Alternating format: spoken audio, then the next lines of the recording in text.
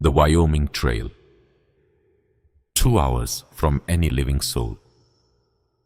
A wagon leans hard against a broken axle. A mare stands spent in the trace's head, low foam at her mouth.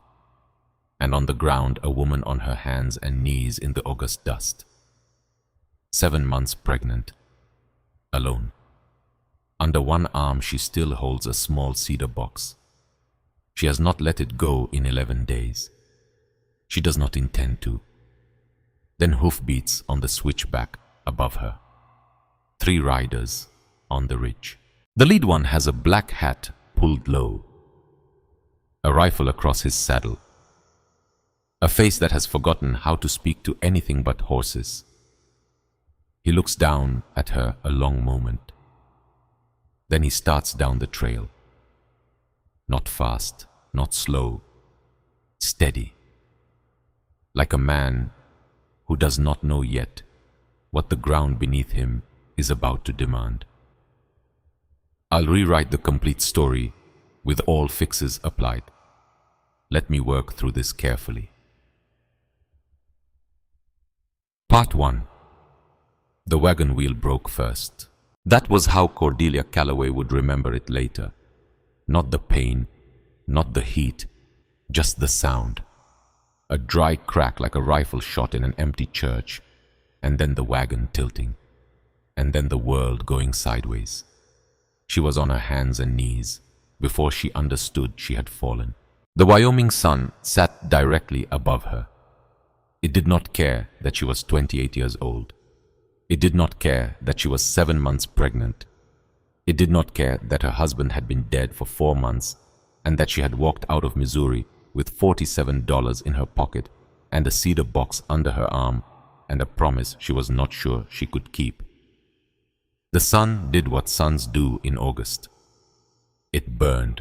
Cordelia pressed one palm flat to the dirt. The other went to her side. Because something inside her had shifted when the wagon dropped. Something low and tight. Not the baby. Please God, not the baby.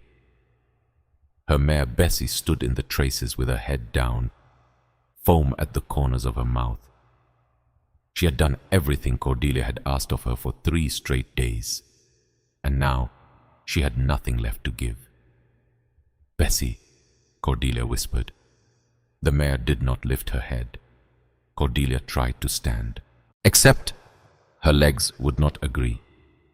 She sat back on her heels and looked at the sky and thought about William, about the way he had held her hand the night before he died, about the way he had said, "Go west, go north, get to Harriet.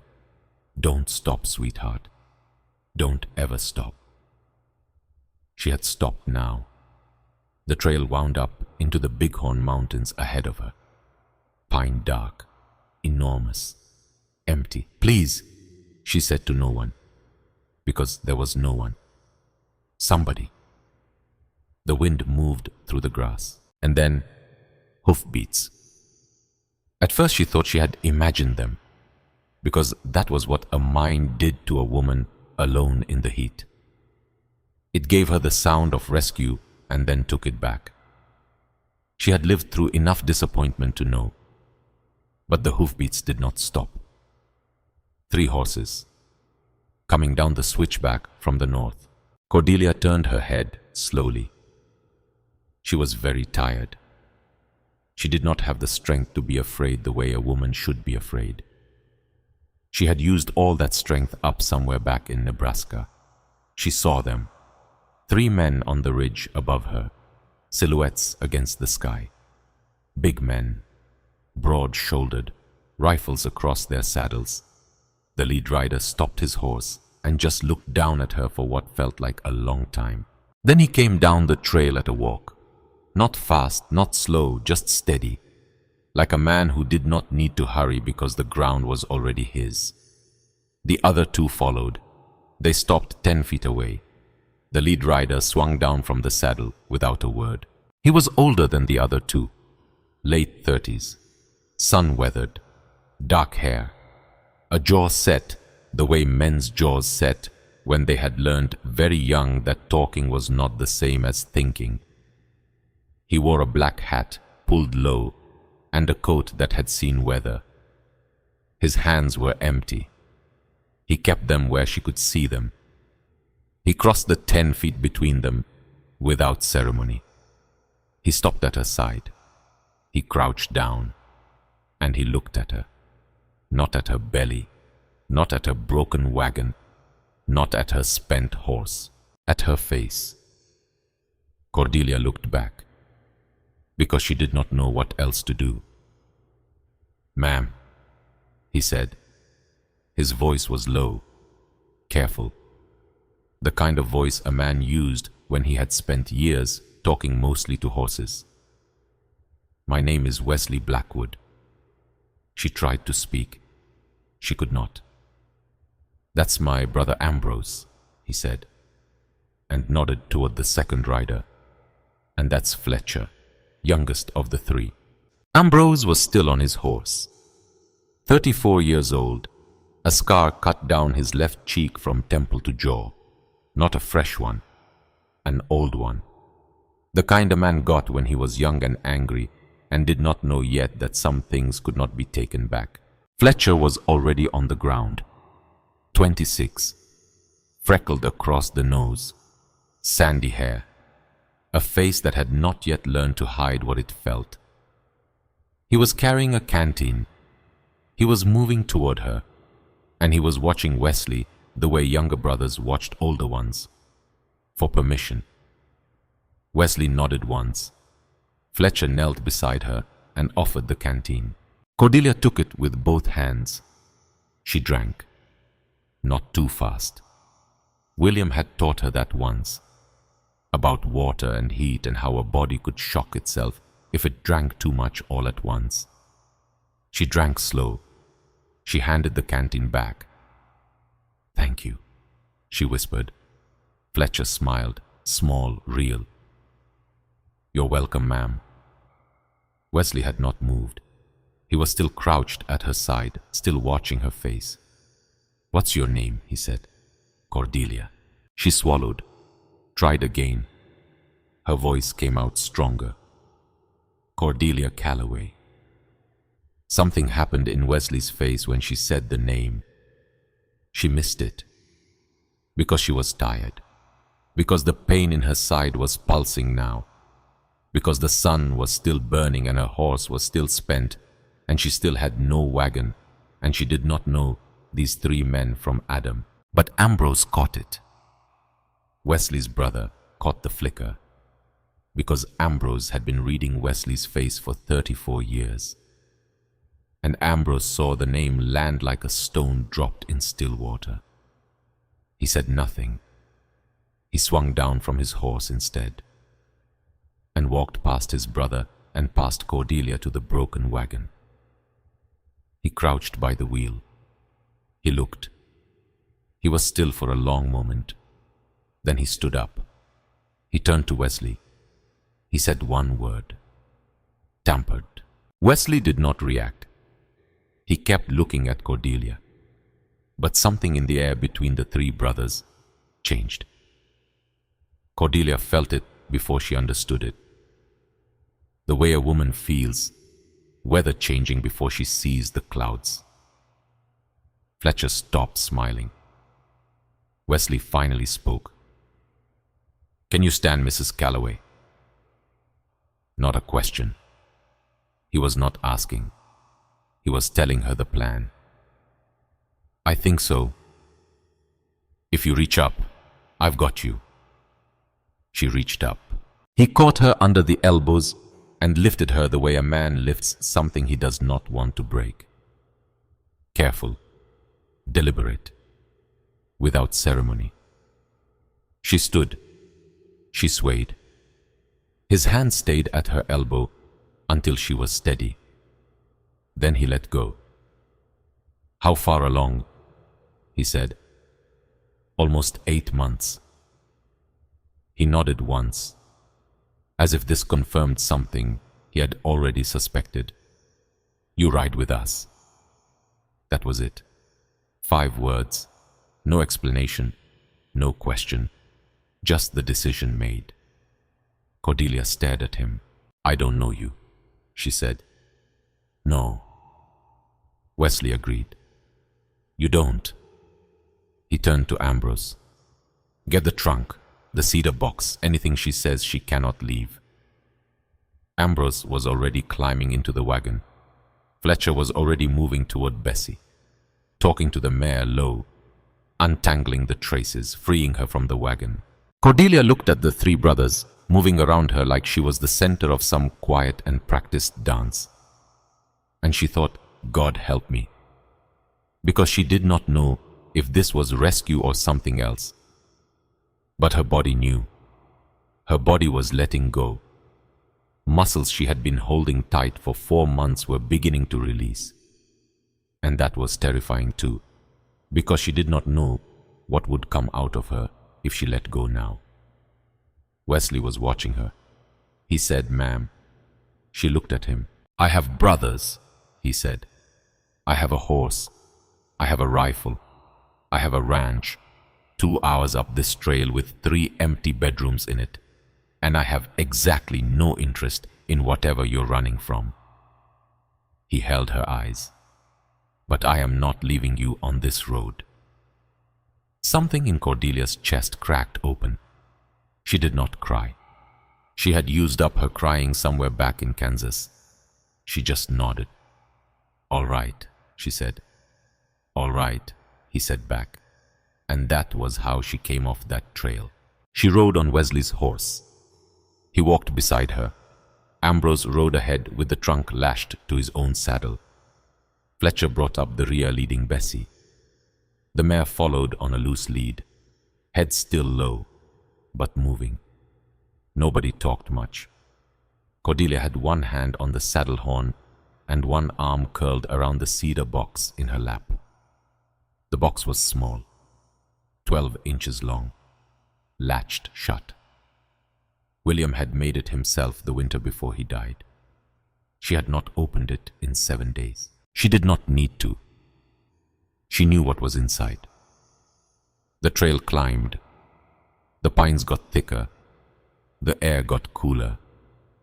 Cordelia had not felt cool air in 3 weeks. She closed her eyes for a moment. Just a moment. And when she opened them, Wesley was looking up at her. "You all right?" he said. "Yeah." "You'll tell me if you're not." Not a question again. A statement. She nodded. They rode. After a while she said, "You didn't ask who I'm running from."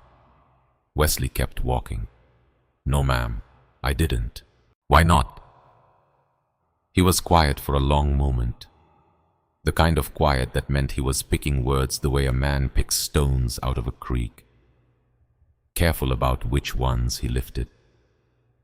Finally he said, "Because you're going to tell me anyway, when you're ready." She looked down at his hat brim. "How do you know I'm going to tell you?" "Because you brought that box down off the wagon and you didn't leave the trunk. That means the box is the reason. And the reason is what you're running from." She stared at him. "That's a lot of assumption, Mr. Blackwood." "Wesley." "Wesley." "Yes, ma'am. It is." He kept walking. They came up out of the switchback and onto a long meadow. The bighorns rose to the west. Snow still on the highest peaks, even in August. The grass in the meadow was gold. A hawk circled somewhere very high. Fletcher came up beside them. "Wes."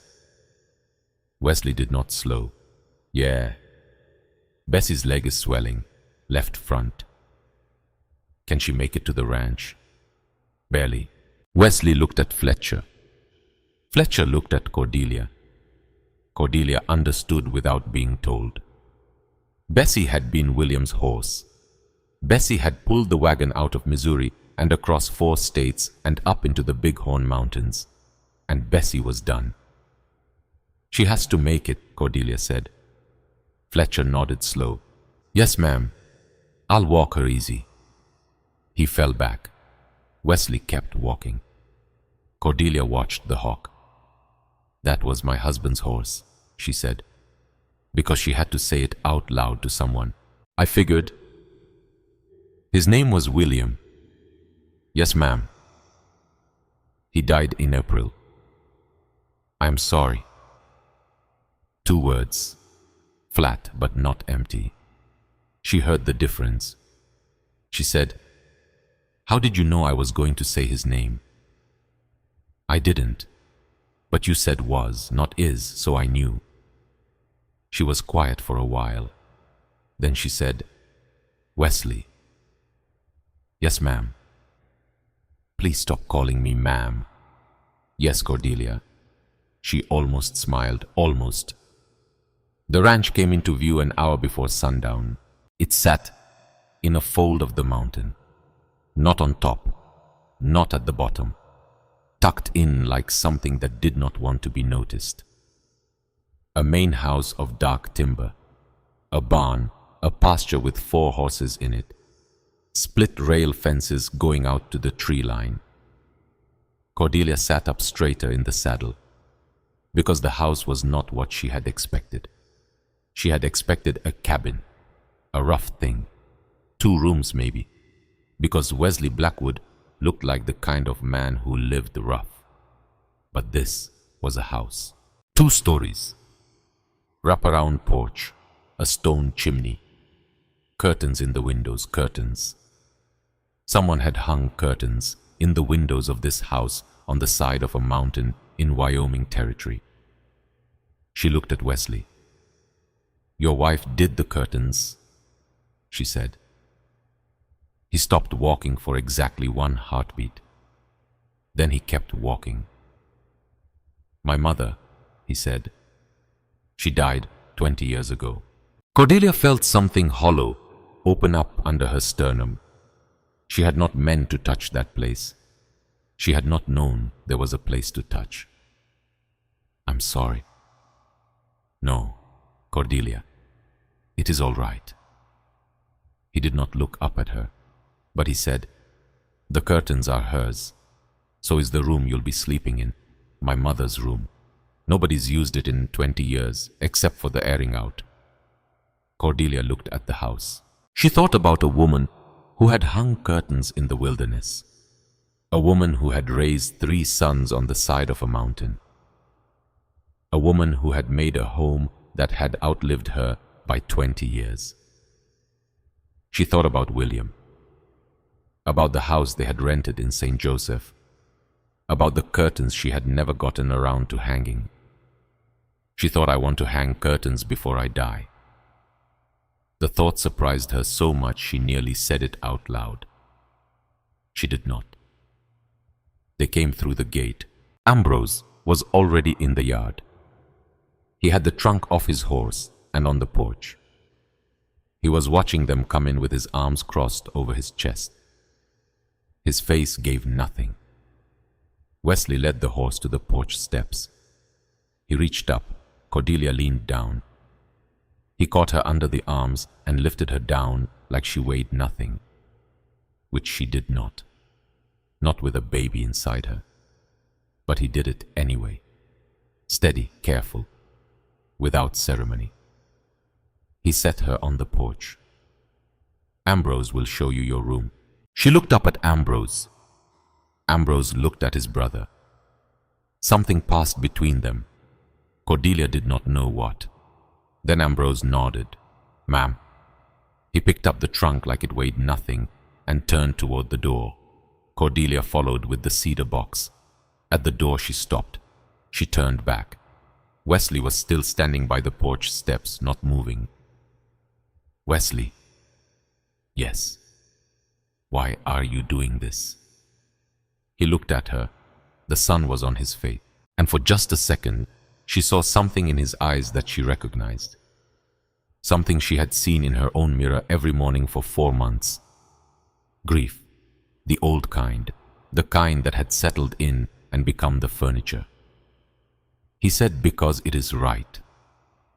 She held his eyes. All right, she said. All right, he said back. She went inside. The room was plain. A bed, a dresser, a washstand with a pitcher, a window that looked west toward the mountains. The bed had a quilt on it, blue and cream, well made. Someone had aired the quilt recently. It smelled like sage and pine and clean cotton.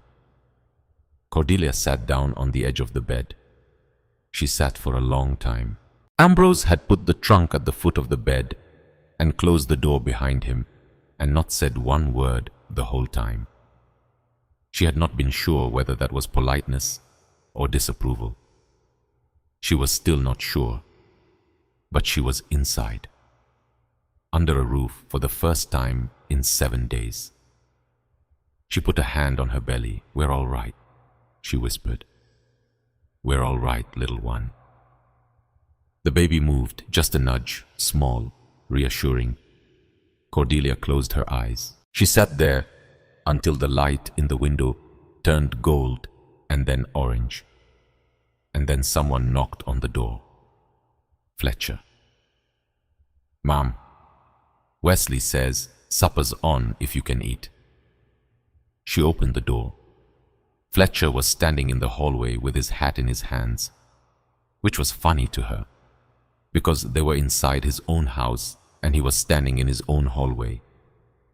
But he had taken his hat off for her.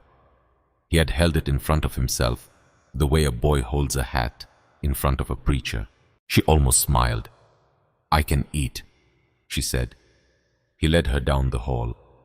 The kitchen was warm, a cast iron stove in the corner, a long pine table, 3 chairs on one side, one on the other. A 4th had been dragged over from somewhere for her. Wesley was already at the table. Ambrose was at the stove, turning something in a pan. He was cooking. Ambrose Blackwood, with the scar and the crossed arms and the flat expression, was cooking. Cordelia had not seen that coming. He glanced over his shoulder. He said, "Sit." She sat. Fletcher took the chair beside her. Wesley was across from her. Ambrose brought the food to the table. Salt pork, beans, cornbread that looked like it had been made that morning, coffee. Cordelia looked at the food. She had not eaten a meal at a table in 7 days. She had been eating whatever she could hold in one hand while she drove the wagon. Her eyes filled up. She blinked hard, because she was not going to cry over cornbread. She was not. Except she almost did. She said, "This looks wonderful." Ambrose grunted, which she was beginning to understand was his equivalent of a full paragraph. Wesley said, "Eat, Cordelia. It is better hot." She ate. Nobody talked for a while. Then Fletcher, who apparently could not stand silence for long stretches, said, "So where are you from, ma'am?" "Missouri." "Long way." "Yes." "You come alone?" "Yes." Fletcher whistled. "In your condition." Ambrose said, "Fletcher." Fletcher said, "What? I am making conversation." Wesley said, "Eat your supper." Fletcher grinned at Cordelia. "Sorry, ma'am. Ambrose says I talk too much. Wesley says I think too little. My mother used to say I do both at the same time, which is why the good Lord gave me freckles, so people would know to be patient with me." Cordelia laughed. It came out small, but it was real. She put a hand over her mouth, like she was surprised she still knew how. Fletcher looked pleased with himself. Ambrose almost smiled. Wesley just watched her from across the table. Watched her the way a man watches a hawk come down into his yard. Careful, interested, not sure yet what to make of it. She met his eyes. He looked away first, which surprised both of them. After supper, she told them. She had not planned to. She had planned to wait a day, 2 days, until she was rested, until she understood these three brothers better, until she could tell if the older one was going to help her or turn her over to Cross for the price of a good horse. But something about the kitchen, something about the cornbread, something about Fletcher laughing at his own joke, something about the look on Wesley's face when he looked away. She told them. She put the cedar box on the table. She undid the latch. She said my husband was a surveyor. He worked out of the St. Joseph office. About a year before he died, he started noticing that something was wrong with the land grant documents coming out of the territorial office in Cheyenne. Ambrose set his coffee cup down slowly. He found forged signatures, Cordelia said. Surveys signed by dead men, parcels that appeared on the official maps but did not match the physical land. He gathered evidence for 4 months. He was going to take it to the federal land office, in person. She opened the box. The papers were on top. She lifted a few out and set them on the table. He got sick in March. He died in April. He told me about the box 2 days before he died, and he made me promise to get it to the federal office. She looked at Wesley. The man behind the fraud is named Harlan Cross. He controls most of the land grant process in this county and 3 counties over. If these papers reach the federal office, he loses everything. He knows I have them. He sent men to my house in Missouri. He offered me $500 to hand them over. I closed the door on them. She swallowed. 2 weeks later, I left. I have been running for 11 days. She stopped. She waited. Wesley had not moved. Ambrose had not moved. Fletcher had not moved. The kitchen was very quiet. Then Wesley said, "The wheel." "I believe so. Yes." Ambrose was looking at the papers on the table. He had not touched them yet. His arms were crossed again. His face was not giving anything. Then he leaned forward just slightly. He said, "May I?" "Please." He picked up the top page. He read it. He turned it over. Read the back. Set it down. Picked up the next one. He read 3 more. Then he stopped on the 4th. He stared at it for a long time. Then he said very quietly, "Wes." Wesley looked at him. "This is Voss." Wesley went completely still. "What?" Ambrose turned the paper around and slid it across the table. He pointed at a signature at the bottom. Wesley leaned forward. He read the signature. He read it again. Something happened in his face that Cordelia did not understand. He looked at Ambrose. Ambrose looked back. Nobody spoke. Fletcher looked between his brothers. "Who is Voss?" he said. Ambrose did not answer. Wesley cleared his throat. "Corporal Elias Voss," Wesley said. "He was a soldier at Antietam, 62. Fletcher frowned. "I do not know that name." "You wouldn't. You were a baby." Wesley looked down at the paper. He touched the signature with one fingertip, like he was checking to make sure it was real. "Voss served with Pa," he said. Very quiet. "2nd Wisconsin, Iron Brigade." When the line broke at the cornfield, Pa took a ball in the leg and went down. Voss carried him out. Fletcher said, "Oh." Ambrose said, "Yeah." Cordelia looked between them. "He saved your father's life." "Yes, ma'am." "What happened to him?" Wesley kept looking at the signature. "He came home after the war. Homesteaded a claim outside the Big Horn settlement. Ran cattle for a while. Died of pneumonia in the winter of '77.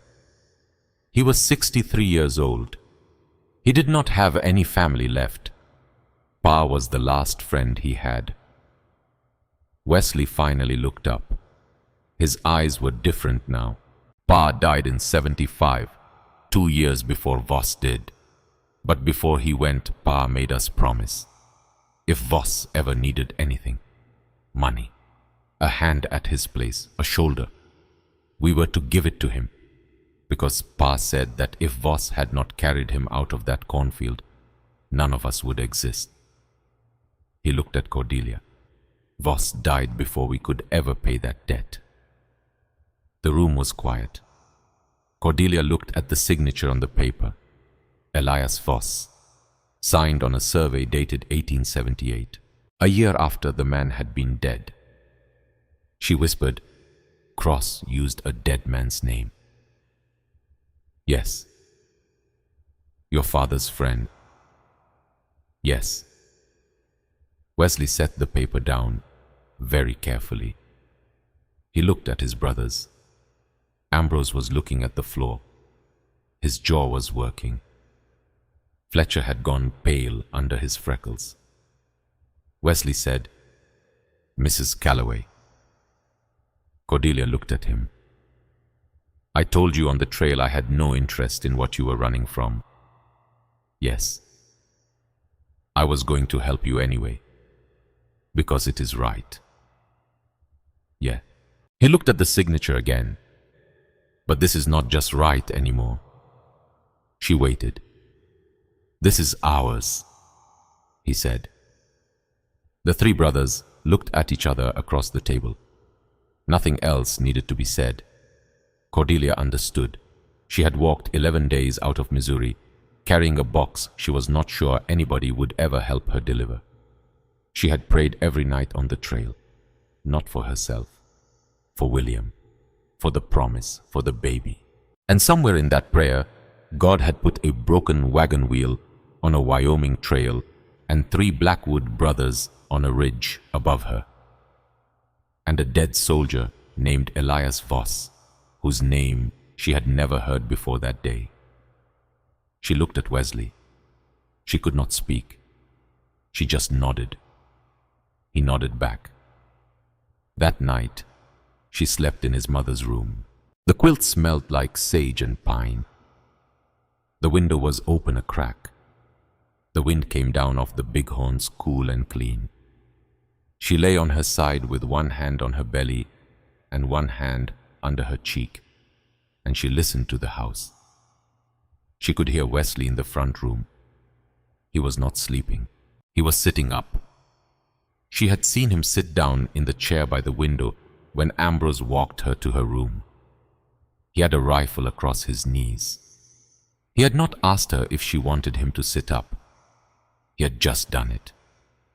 Cordelia lay there and thought about that.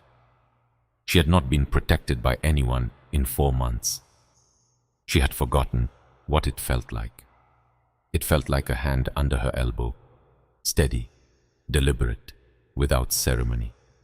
She closed her eyes. The baby moved. She whispered, "We're all right, little one. We're all right." And she slept. She woke at first light to the smell of coffee. She dressed slowly, because everything took time now. She braided her hair and washed her face in the pitcher basin and stood at the window and looked out at the mountains for a long moment.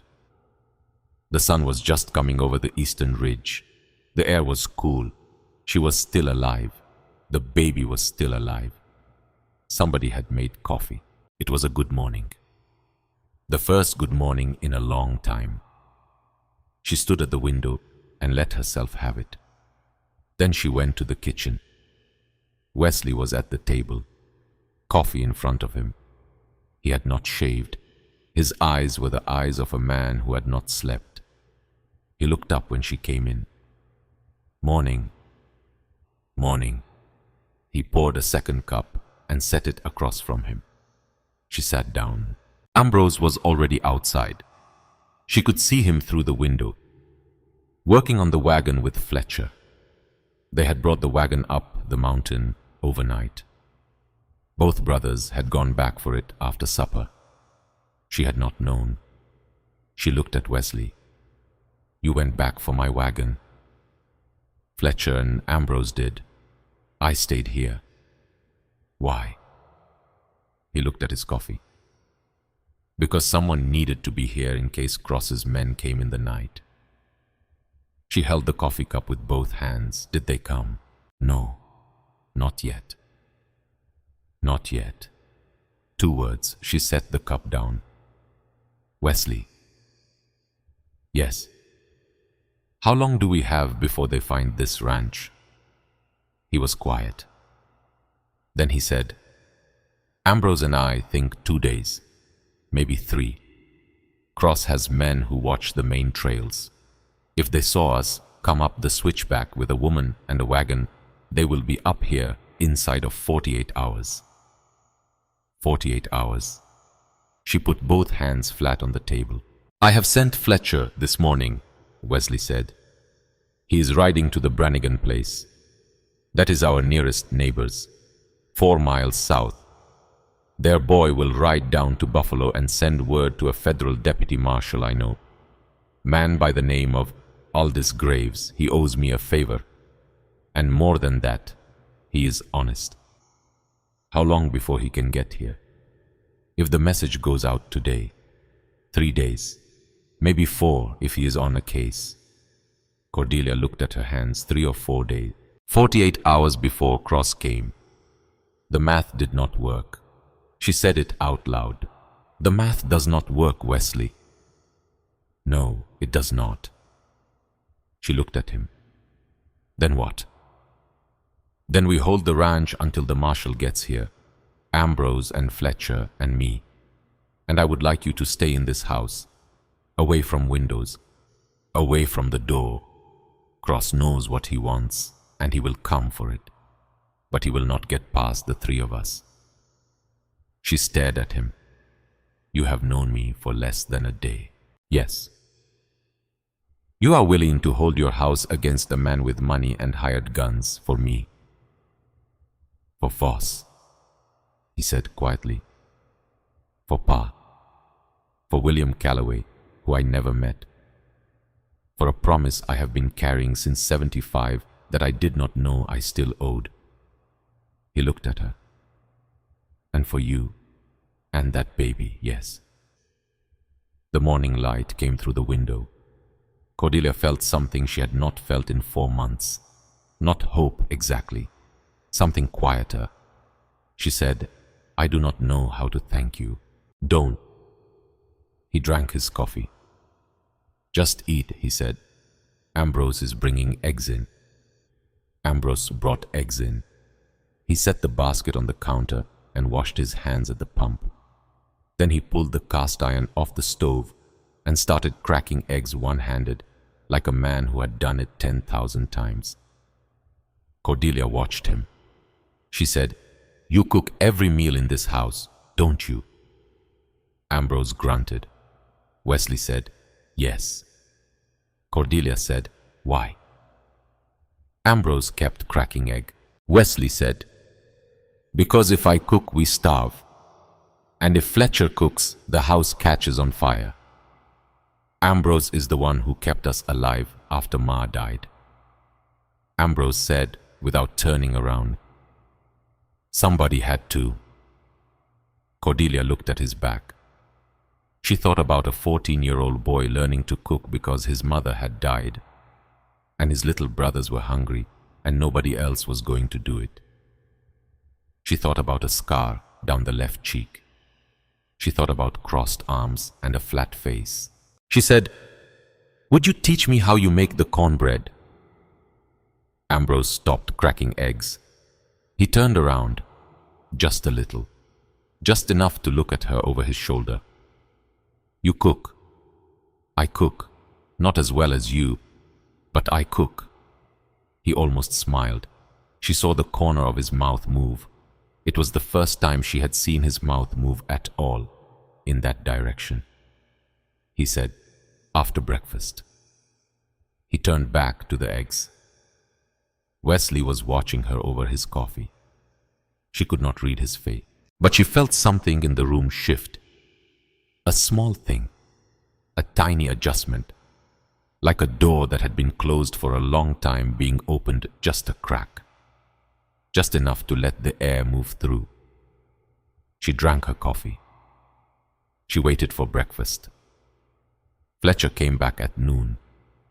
He came in through the door, dusty and hungry, and full of news. "The Brannigan boy is on his way to Buffalo," he said. "He left within the hour. He will ride hard. Marshal Graves will get the message tomorrow evening at the latest." Wesley nodded. "Good." Fletcher was pouring himself coffee, but he was also looking at Cordelia the way a young man looks at something he cannot quite figure out. "Ma'am." "Yes, Fletcher. Can I ask you something?" "You may." "How do you know the storm is coming tomorrow?" Cordelia set her cup down slowly, because she had said it that morning to Ambrose, in passing. She had watched a flock of chimney swifts fly low across the pasture, and she had watched the way the wind moved in the tops of the pines, and she had said, without thinking, "Storm coming, 2 days out, maybe less." Ambrose had heard her. Ambrose had told Fletcher. She looked at Fletcher now, then at Wesley. Wesley was watching her too. She said, "My mother taught me." "Taught you what?" "How to read weather." Fletcher looked skeptical. "From what?" "From birds, from wind, from the way pine trees hold their needles when pressure drops, from the color of a sunset, small things." Fletcher looked at Wesley. Wesley said, "Show us." Cordelia stood up. She walked to the window. She looked out at the pasture. She was quiet for a long moment. Then she said, "The swifts are flying low again. That means the air is heavy. That means moisture. The wind is out of the northwest, but it is shifting west. That means the front is moving faster than yesterday. The horses in your pasture are grouped along the tree line, not the water. They can feel the pressure drop too." She turned back to the room.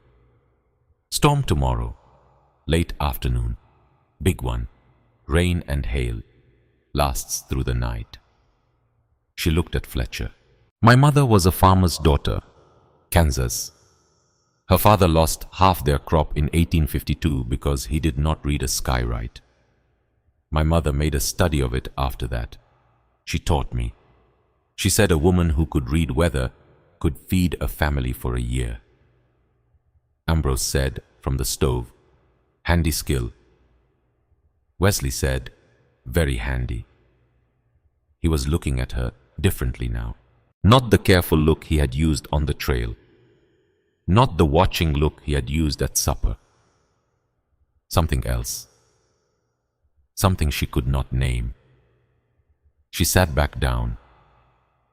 "My mother died 3 years ago," she said, because she felt like she had to explain the past tense.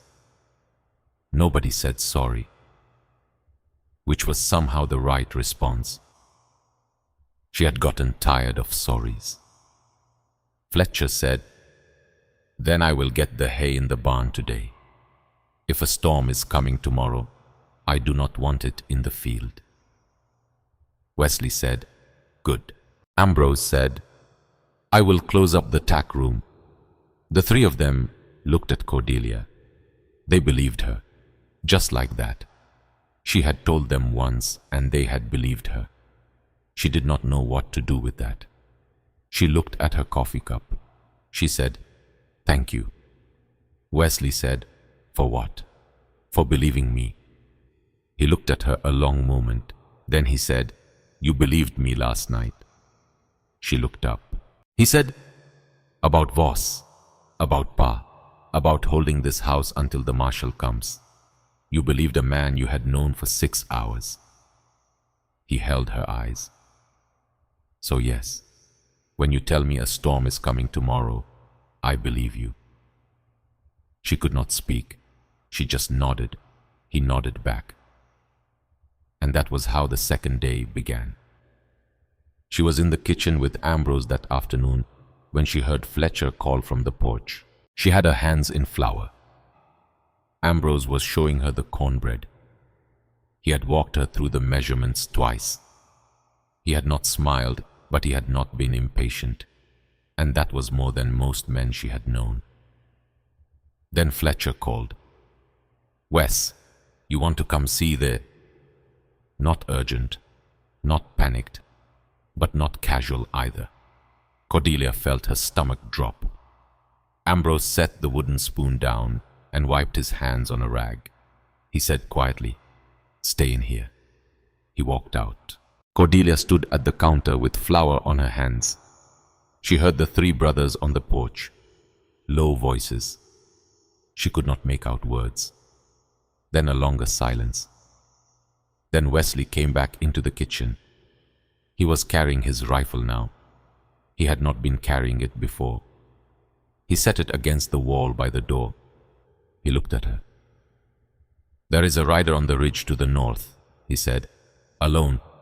Been sitting a horse in the tree line for 20 minutes, watching the house." Cordelia held onto the counter. "Crosses." "Probably. Ambrose is going to circle around the back of the ridge and get a look without being seen. Fletcher is on the porch with the second rifle. I want you to stay in this kitchen and away from the front windows." "All right." He turned to go. Then he stopped. He turned back. "Cordelia." "Yeah. If you hear a shot, any shot, you go to my mother's room. You lock the door. You get under the bed. You do not come out until you hear my voice, or Ambrose's voice, or Fletcher's voice. Do you understand?" "Yeah." "Say it back to me." "I go to your mother's room. I lock the door. I get under the bed. I do not come out until I hear one of your voices." "Good." He picked up the rifle again. He looked at her one more time.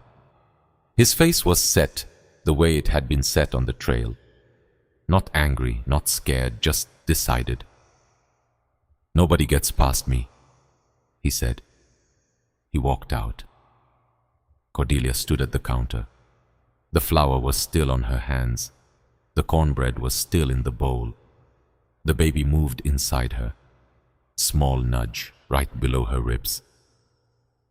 "We're all right, little one," she whispered. But she was not sure that was true. Ambrose was gone for an hour. The longest hour of Cordelia's life. She did not stand at the window. She had promised Wesley. But she stood in the kitchen and she listened. Every creak of the porch, every whicker of a horse, every gust of wind through the eaves. She catalogued it all. Then she heard Ambrose come back. Not a shot, not a shout, just hoofbeats from the back trail. Slow, steady. She heard him come into the house. She heard him say, "Wes." She heard Wesley say, "Well." Silence. Then Ambrose said, very slow, "It's a woman." Cordelia's head snapped up. Wesley said, "Say that again." "It is a woman. On the ridge, grey horse, riding side saddle. She is not carrying a rifle. She is carrying a satchel." "A woman, yes, and Wes." "What?" Ambrose was quiet for a long moment. Cordelia could hear him breathing all the way in the kitchen. Then he said, "I know her." Wesley said, "What do you mean, you know her?" "I mean, I know her. From when I was small, from before." "Ambrose." "What?" "Say it." Ambrose said, "It is Aunt Prudence." The house went completely quiet. Cordelia was standing at the counter with flour on her hands. She did not know who Aunt Prudence was. She did not know why the name had landed in the front room like a stone dropped through a window. but she understood from the silence that it had.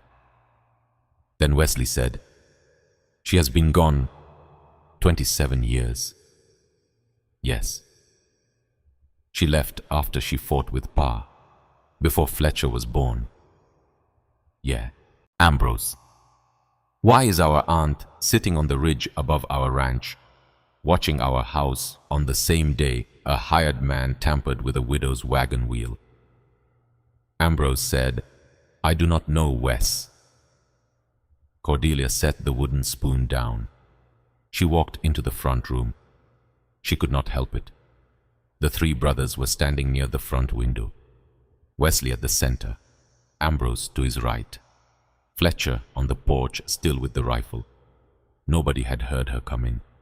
She said, "Wesley." He turned. She said, "Please tell me who Aunt Prudence is." He looked at her. He looked at his brothers. Fletcher came in from the porch. He looked younger than he had all day. He said, "Wes, should we bring her in?" Wesley did not answer. He was still looking at Cordelia. Then he said very slow, "Aunt Prudence is our mother's sister. She was here when Ambrose and I were boys.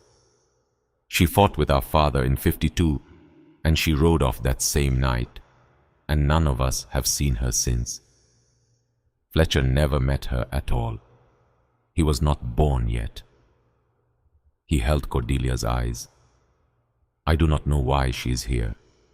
I do not know what she wants. I do not know if she is alone or if there are others behind her. I do not know if she is here for us or for you." He picked up his rifle. "But I aim to find out." He looked at Fletcher. "Get the horses ready, both of them. I want you and me down that ridge and out to meet her before she comes any closer. Ambrose stays here with Cordelia." Fletcher nodded and went. Ambrose said, "Where?" "Yeah. Be careful." "I will." Wesley looked at Cordelia one more time. He said, "I told you nobody was going to get past me." "Yeah, I meant it." He walked out. Cordelia stood in the front room. Ambrose picked up the second rifle from where Fletcher had left it. He carried it to the window. He stood there, looking out. Cordelia stood behind him. She said, "Ambrose." "Yes." "Do you think she is a friend?" Ambrose was quiet for a long moment. He watched the ridge. Then he said, "I do not know." Cordelia put her hand on her belly.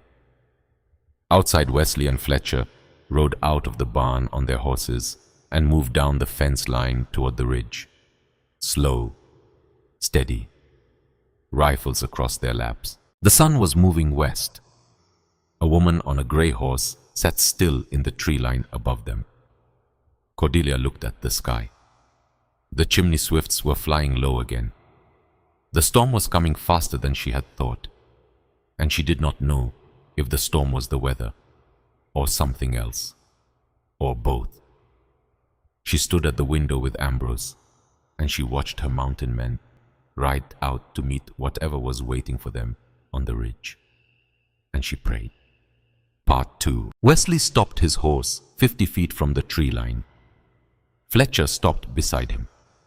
The woman on the gray horse did not move. She sat there with her back straight and her hands folded on the pommel, not reaching for anything, not turning her horse, just watching them come. Wesley studied her. She was old. That was the first thing that hit him. She had been 35 years old the last time he had seen her. Standing in his mother's kitchen, yelling at his father across the table about something Wesley had been too young to understand. That was 52, 27 years ago. She was 62 now. Her hair was white. Her face was thinner than he remembered, but her eyes were the same. Sharp, gray. His mother's eyes. He said, "Aunt Prudence." She said, "Wesley." Fletcher glanced at his brother. "Wesley, kept his rifle across his lap. He said, "You want to tell me what you are doing on my ridge?" "Yes." "Now would be a fine time." She looked at him, then at Fletcher. She looked at Fletcher a long moment, because Fletcher had not been born yet when she rode out of the yard in '52. She was looking at a nephew she had never met. Fletcher shifted in the saddle. She said, "You favor your mother."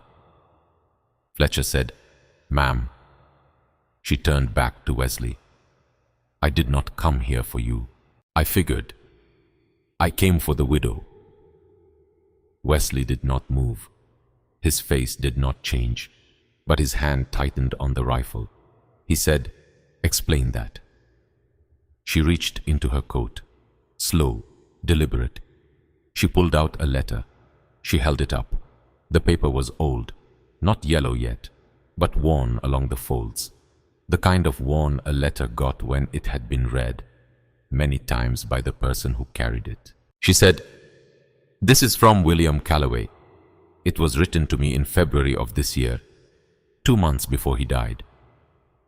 Wesley did not reach for it. He said, "Fletcher." "Yeah. Right back. Tell Ambrose to bring Mrs. Calloway to the porch. Careful." Fletcher looked at him. "Wes." "Now." Fletcher turned his horse and rode back. Wesley and Prudence sat their horses in the tree line and did not speak for a long time. The wind moved through the pines. Somewhere on the ridge above them, a hawk cried once. Prudence said finally, "You do not trust me." "No. Because of what happened with your father. Because you rode away 27 years ago, and I never heard from you once." "Wesley, Ma was sick for 3 years before she died. Nobody wrote to you. Nobody came. When she was buried, it was me and Ambrose and Pa in the ground. Fletcher was 6 years old. He did not even know he had an aunt. 27 years, Prudence. And now you show up on my ridge with a letter." She did not answer, because there was no answer that was going to fix that. Wesley saw her understand it.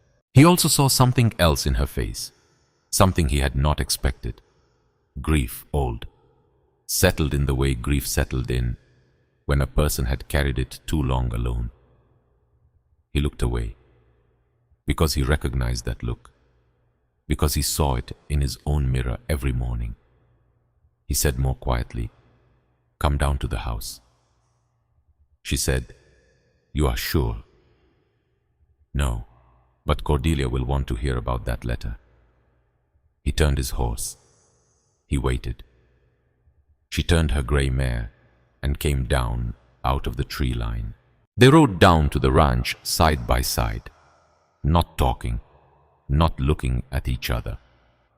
Fletcher was on the porch when they came through the gate. Ambrose was standing behind Cordelia. Cordelia was in the doorway. She had one hand flat against the doorframe and the other on her belly, and her eyes were on the old woman coming down the drive. Wesley swung down. He helped Prudence off her horse, because that was what a man did whether he trusted a woman or not. Prudence looked up at Cordelia on the porch. She said, "Mrs. Calloway." Cordelia said, "Yes." Prudence took 2 steps forward. She held up the letter. She said, "Your husband wrote to me." Cordelia did not move. She said, "William did not have any family." "No. But your husband and I met in Kansas City in '76. He was working a survey. I was staying with a friend. We spent an evening on a porch talking about the world. He had ideas. I had opinions. We became correspondents, on and off, for 3 years. Cordelia's hand went tight on the doorframe. She said, "He never told me." Prudence said, "He would not have. He was a private man about the people he liked. He kept them to himself, not out of shame, out of care. Wesley watched Cordelia's face because he knew what that meant to a woman. To find out her dead husband had a whole other correspondence she had never known about. But Cordelia did not flinch. She said, "Prove it." Prudence smiled a little. Not a warm smile, a tired one. She held up the letter. She said, "Read it." Cordelia came down the porch steps, slow, one hand on the rail, one hand on her belly. She reached the ground. She took the letter. She unfolded it. She read. Wesley watched her read. Her face changed. Not big, small, little tightenings around the eyes, little breaths held and let out. The paper trembled in her hand once, just once, and then she steadied it. She read to the bottom. She turned the page over. She read the back. She refolded the letter. She looked up.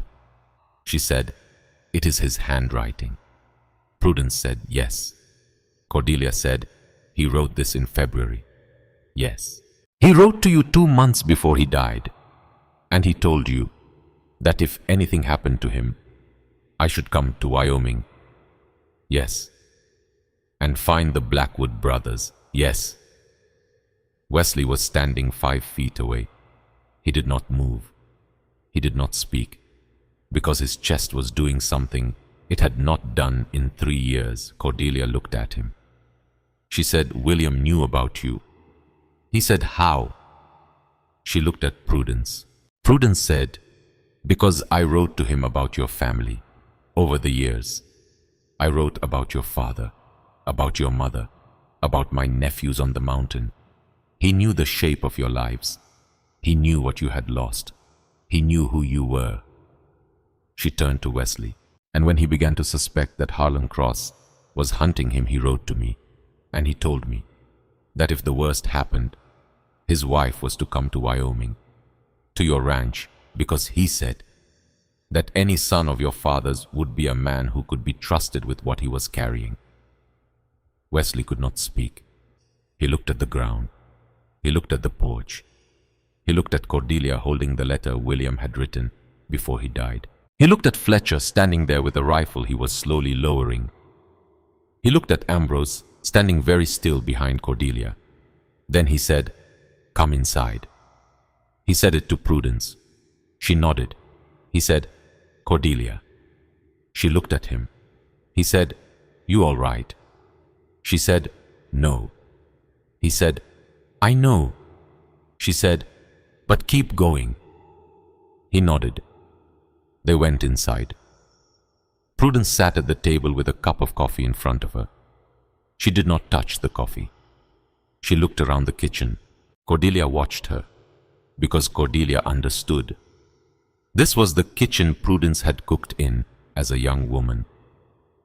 This was her sister's stove, her sister's table, her sister's window looking out at the pasture. Prudence said, "The curtains are still hers." Wesley said, "Yes." She nodded. She did not say anything else about them. Cordelia opened the cedar box. She lifted out the papers. She set them on the table. Ambrose stood at the counter with his arms crossed. Fletcher was on the porch watching the road. Wesley sat across from Prudence. Prudence read the top page. She turned it over. She read the next. She stopped on the third. She said, "This is Thaddeus Whitcomb." Cordelia sat down. Slow, she said, "Say that name again." Prudence looked up. "Thaddeus Whitcomb. His name is on this page. This is a directive out of the Helena Land Office, signed by him, requesting the reclassification of a homestead in Johnson County, which is the very homestead William was surveying when he first noticed the fraud." Cordelia said, "Prudence." Prudence said, "Yeah." Cordelia said, "William had a father figure in Helena named Thaddeus Whitcomb. He never spoke of him. I never met him. I only knew he was there because of a birthday letter that came once when William was 30. And William looked at the letter and put it in a drawer and never opened it in front of me. Prudence said, "Yes." Cordelia said, "That is not a coincidence." Prudence said, "No, it is not." Wesley was watching them both. He said, "Who is Thaddeus Whitcomb?" Prudence turned to him. She said, "He is a very powerful man in the Montana Territory, and he is the father-in-law of Harlan Cross." The kitchen went silent. Cordelia put her hands flat on the table. She said very slow, "William's father figure is the father-in-law of the man trying to kill me." Prudence said, "Yes." Cordelia stood up. She walked to the window. She stood there. She did not cry. She did not speak. Wesley watched her back. He had known this woman for less than 2 days, but he had come to know the way she held herself when something inside her was breaking. She held herself very still, as if any movement at all would let the crack widen. He said quietly, "Cordelia." She said without turning, "I need a minute." He said, "Take it." She stood at the window. The chimney swifts were flying very low now. The storm was closer than it had been that morning. Behind her, the 3 brothers and Prudence sat at the table and did not speak. They gave her the room. It was one of the things Wesley had noticed about the Blackwood men. They knew how to give a person the room. After a while, she turned around. She said, "William gave me a second letter." Prudence said, "Where?" Cordelia went to the bedroom. She came back with an envelope, sealed, blue wax, William's handwriting on the front. It said only, "To be opened by Cordelia when she is safe." She said, "I have been carrying this letter for 4 months. I have not opened it." She sat down at the table. She held the envelope. Wesley said, "Are you sure you want to open it now?" She said, "I do not know if I am safe, but I have run out of places to be safer than this." She broke the seal. She opened the letter. She read. Her face changed again, the same small changes around the eyes, the mouth. She read to the bottom. She looked up at Prudence. She said, "William wrote to Thaddeus Whitcomb in March, 2 weeks before he died." Prudence said, "What did he write?" Cordelia said, "He wrote to give the man a chance." Prudence closed her eyes. Cordelia said, "William says here that he still loved Thaddeus, even after he cut him off 5 years ago, when he began to suspect the fraud. He says here that Thaddeus took him in when he was 14, after his own father died. That Thaddeus paid for his schooling. That Thaddeus was the reason William became a surveyor at all." She turned the letter over. She said, "William says that he wanted to believe Thaddeus did not know, that the fraud was Harlan's alone, and so he wrote to Thaddeus 2 weeks before he died. He told him what he had found. He told him he was going to the federal office. He gave Thaddeus one chance to come, to choose, to help." She looked up. She said, "William says he did not know if the letter ever reached him, or if it did, whether Thaddeus opened it. But if he did, and if he chose right, then he would come when I needed him." The kitchen was very still. Prudence said quietly, "William was a better man than most." Cordelia said, "Yes, he was." Wesley said, "Is Thaddeus Whitcomb coming?" Cordelia said, "I do not know." Wesley said, Then we plan for both. Ambrose said from the counter, "Yeah." Fletcher came in from the porch. He said, "Wes, there is a rider on the south trail, alone, coming up slow." Wesley stood up. He walked to the window. He looked. Then he said, "That is not one of Cross's men." Fletcher said, "How do you know?" "Because I know that horse. That is Jed Brannigan's boy." He turned to the room. He said, "The marshal sent word ahead." The boy was 15 years old. He came up the drive at a lope, reined in at the gate, called out. Wesley waved him through. The boy swung down and pulled the folded paper from his coat. He said, "Mr. Blackwood, Marshal Graves says to tell you he got the message. He is riding tonight. He will be here tomorrow evening if the weather holds. He said if it does not hold, he will still be here, just later." Wesley took the paper. He read it. He looked at the boy. He said, "Anything else?" The boy hesitated. He said, "My pa said to tell you that there are men down in Buffalo asking about a widow. 4 of them. They are staying at the boarding house on Main. They arrived this morning." Wesley folded the paper. He said, "How many rifles do you count?" The boy said, 2 on their saddles, 1 on each. But my pa said their coats sat heavy, so more. Wesley nodded. He said, "You ride straight back. You do not stop. You do not tell anybody you were here. If they see you on the road, you say you were fishing at Willow Creek." The boy said, "Yes, sir." Wesley reached into his pocket. He gave the boy a silver dollar. The boy took it, nodded, swung up, turned his horse, and was gone at a canter down the drive. Wesley came back into the kitchen. He set the paper on the table. He said, "Marshall is 1 day out. Cross's men are 4 hours out. And there is a storm coming tonight that will slow both."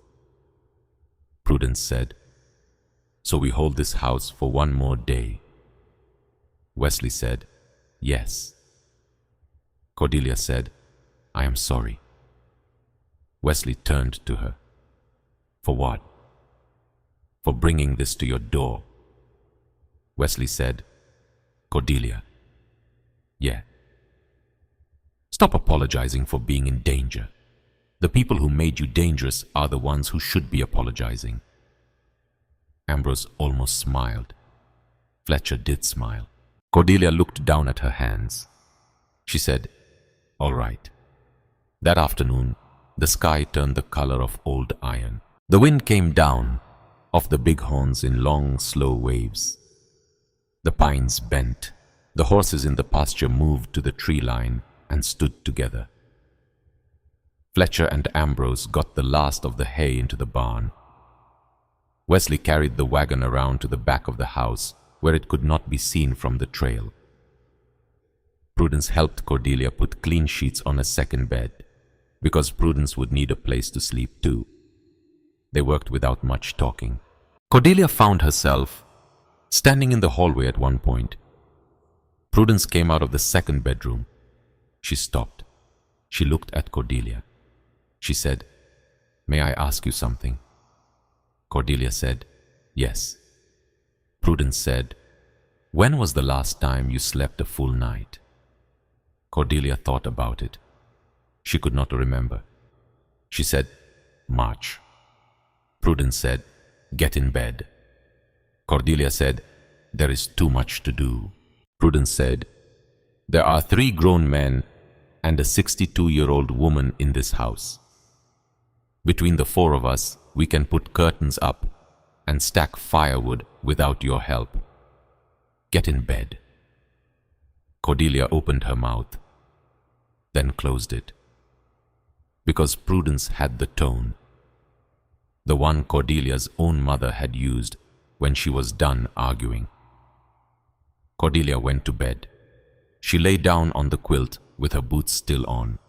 She was asleep in 2 minutes. When she woke up, the storm had started. Rain hammered the roof. Wind rattled the windows. The room was dark. Someone had covered her with a blanket. Her boots had been taken off, set neatly by the door. She had slept for 4 hours. She sat up. She put her boots back on. She went out to the kitchen. The lamps were lit. The stove was warm. Ambrose was at the stove. Prudence was at the table with a stack of William's papers. She was sorting them, making a system. Fletcher was cleaning a rifle by the fire. Wesley was at the window, watching the storm.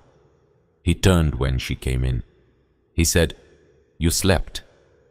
"Yes." "Good." She sat down at the table. Prudence poured her coffee. Cordelia said, "How is the storm?" Wesley said, "Bad and getting worse." Fletcher said, "You called it right, ma'am." Cordelia said, "It is Cordelia." Fletcher smiled. "Yes, ma'am." Ambrose brought a bowl to the table. He said, "Stew, eat." She ate. The stew was good. Everything Ambrose cooked was good. She said, "Ambrose." He looked at her. She said, "How did you learn?" He said, "Ma taught me before she died. Then I taught myself the rest." He turned back to the stove, but he said over his shoulder, "You are picking up the cornbread fast." Cordelia felt something warm move under her sternum, because that was the closest thing to a compliment Ambrose Blackwood had ever handed to anybody, and she knew it. She said, "Thank you." He grunted. Fletcher grinned at her from the fire. She grinned back. Wesley was watching them from the window.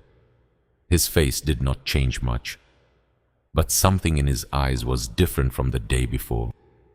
He said, "Cordelia." "Yes." "I want to show you something." She stood up. He led her down the hall. He opened a door she had not been through. It was a small room, a room off the kitchen. It had a workbench along one wall, tools hanging above it, and a rocking chair by the window, and a shelf. On the shelf were 3 carved wooden horses.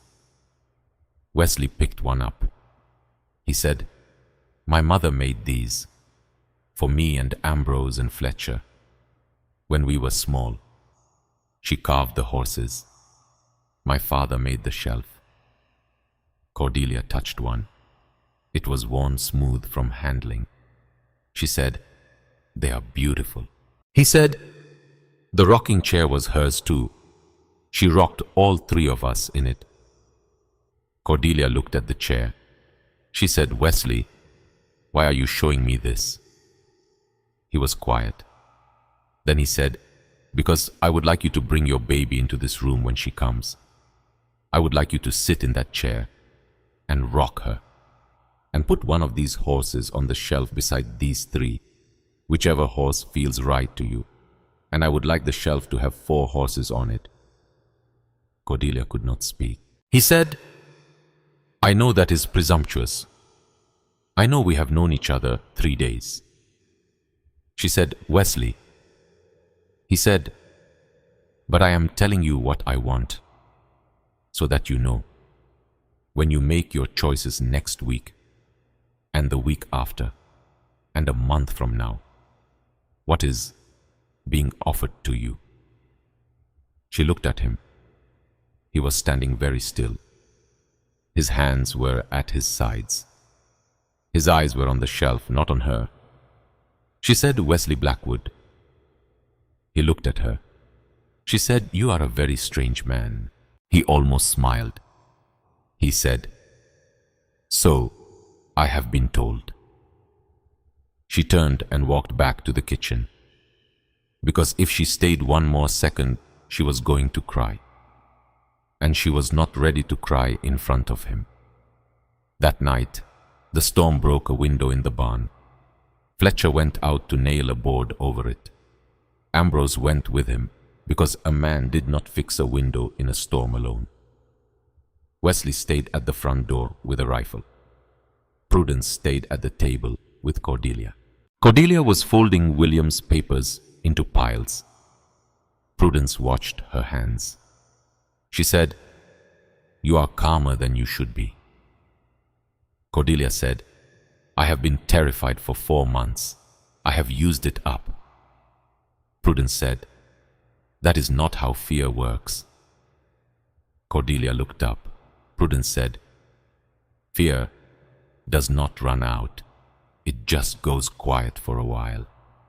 Then it comes back, usually when you have your guard down." Cordelia said, "You sound like a woman who knows." Prudence said, "I do." She was quiet for a moment. Then she said, "Do you want to know why I left?" Cordelia said, "Yes."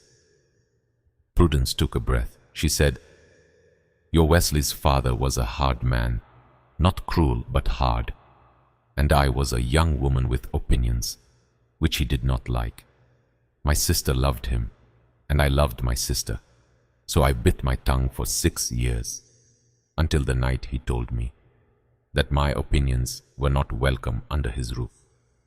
She looked at her hand. She said, "I rode out that night. I was 35. I thought I would come back in a year, when we had both cooled off."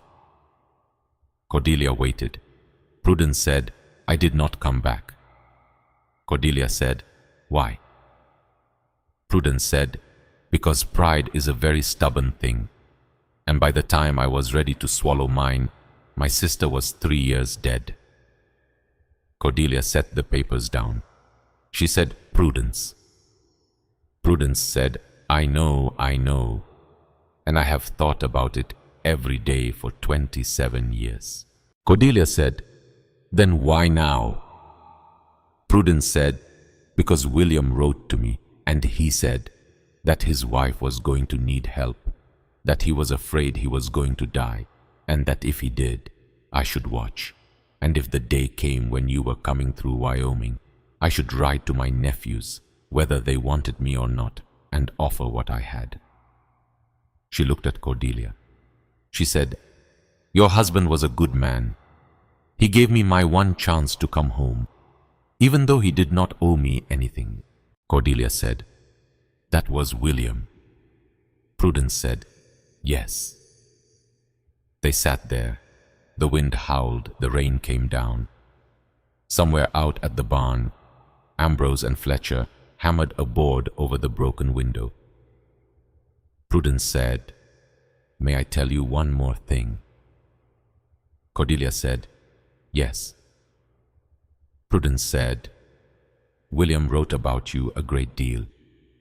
In the letters, he said you were the reason he had the courage to do what he was doing. He said you were his center. He said you were his best decision." Cordelia stopped breathing. Prudence said, "He wanted you to know that. Whenever you were ready, he asked me to tell you." Cordelia put both hands over her face. She cried, silent, bone deep, the kind of crying she had been holding back since April, since the room where William had died with his hand in hers, since she had gotten on the wagon in Missouri with the cedar box and the $47 and the promise she was not sure she could keep. She cried into her hand. Prudence sat there with her. Prudence did not touch her, because Prudence understood that the touching would come later, and what Cordelia needed right now was room and a witness. Cordelia cried for a long time. When she was done, she wiped her face with her sleeve. She said, "I have not cried like that in 4 months." Prudence said, "I know." Cordelia said, "Thank you." Prudence said, "You are welcome." Wesley was at the front door. He had heard. He did not come in. He gave her the room, which was somehow the exact right thing. The storm blew itself out at sunrise. Ambrose was on the porch with coffee. Fletcher was in the barn with the horses. Wesley was sitting at the kitchen table with his rifle across his knees. He had not slept. Cordelia came into the kitchen. She sat down across from him. He poured her coffee. She said, "Wesley." He said, "Yes." She said, "How much time do we have?" He said, "Cross's men rode into Buffalo yesterday morning. They will be moving today.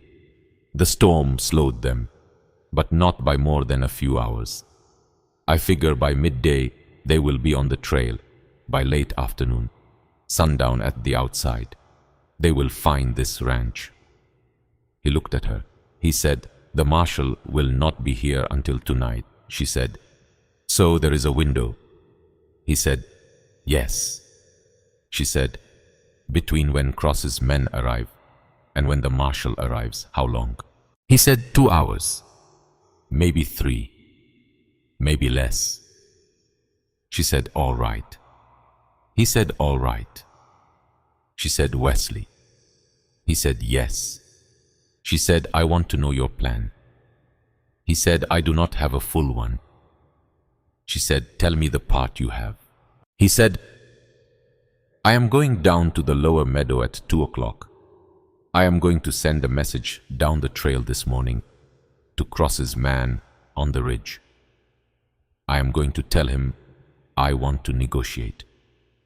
I have looked in the box. I know what is in it. I have a proposal." Cordelia said, "Which is?" Wesley said, "Which is that I want him to bring Cross himself, not his men. Cross alone or Cross with one man, to the meadow at 2. Cordelia said, "You are going to draw him out." Wesley said, "Yes." Cordelia said, "Alone." Wesley said, "Yes." Cordelia said, "No." Wesley looked at her. She said, "I mean, no, I do not agree." He said, "Cordelia."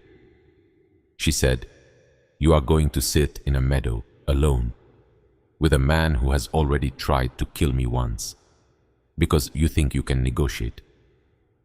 He said, "I am not going to negotiate. I am going to buy us time until the marshal gets here." She said, "By putting yourself in that meadow." He said, "Yes." She said, "No." He said, "Cordelia." She said, "Wesley Blackwood, listen to me." He listened. She said, "You are the only person in this house who has looked me in the eye since William died and treated me like I was still a person. Not a widow, not a problem, not a burden, a person. And I'm not going to sit in this kitchen while you ride down to a meadow to trade your life for 2 hours of my time." He said, "That is not what I am doing." She said, "That is exactly what you are doing." He said, "I have brother." She said, "Your brothers are as terrified of losing you as I am." He went still. She said, "Do not pretend you did not know that." He said, "I did not think of it in those words." She said, "Then think of it now." He looked at his coffee. She said, "There is another way." He said, "I am listening." She said, "Bring Cross here." He said, "To the ranch." She said, "Yes." He said, "Cordelia." She said, "Hear me out." He said, "All right." She said, "You go down to the meadow. You meet the scout. You tell him you want to negotiate. But you tell him the negotiation happens here, at the ranch, at sundown. Cross comes, one man, no more. He gets the box, he walks out. Nobody dies." She looked at him. She said, "And when he comes to the ranch, Ambrose and Fletcher and Prudence and I are here, in the house, with rifles. and the marshal is 1 hour out, and we do not give Cross the box. We hold him until the marshal arrives. Wesley thought about it. He said, that is a very risky plan. She said, the one where you sit in a meadow alone is riskier. He said, for me. She said, that is my point. He looked at her a long time. He said, you have gotten bold, Mrs. Calloway. She said, I got tired of being afraid, Mr. Blackwood. He almost smiled. He said, all right. She said, all right. Ambrose came in from the porch. He had heard. He said, the plan works better with 4 rifles inside than with 1 man in a meadow. Wesley looked at him. Ambrose said, I am with her. Fletcher came in from the barn. He said, what are we doing? Ambrose said, Cordelia has a plan. Fletcher said, do we like it? Ambrose said, yes. Fletcher said, then I like it. Prudence came out of the second bedroom. She said, what did I miss?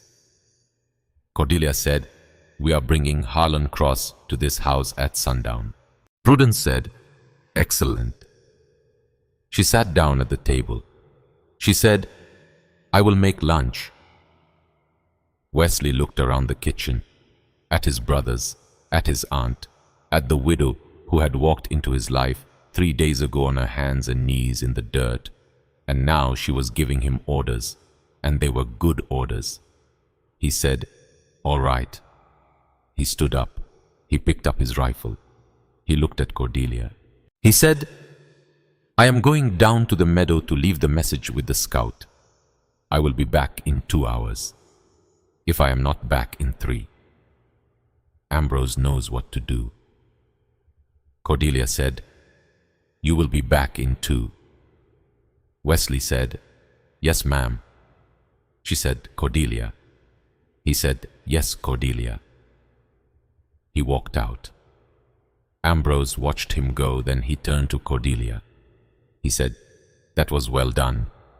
She said, was it? He said, he would have died out there, alone, for you, for Voss. He would have found a way to do it right and to make it look necessary, and none of us would have been able to stop him. He looked at her. He said, you stopped him. She said, I told him no. He said, nobody has told Wesley no in 3 years. She said, well, it was time. Ambrose almost smiled. He said, yes, ma'am. She said, Cordelia. He said, yes, Cordelia. Prudence poured coffee. Fletcher started laying out rifles on the kitchen table. Ambrose went to the door and looked out at the trail Wesley was riding down.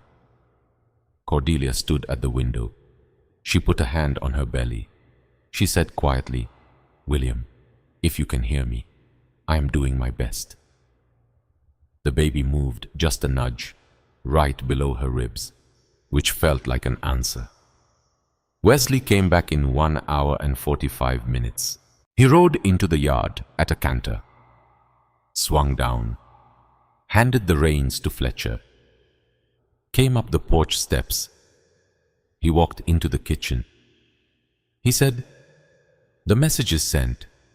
Scout took it. He will ride to Cross now. Cross will be here at sundown. Cordelia said, how many men? Wesley said, the scout said 1. Cross wants to keep it small. Cordelia said, you believe him?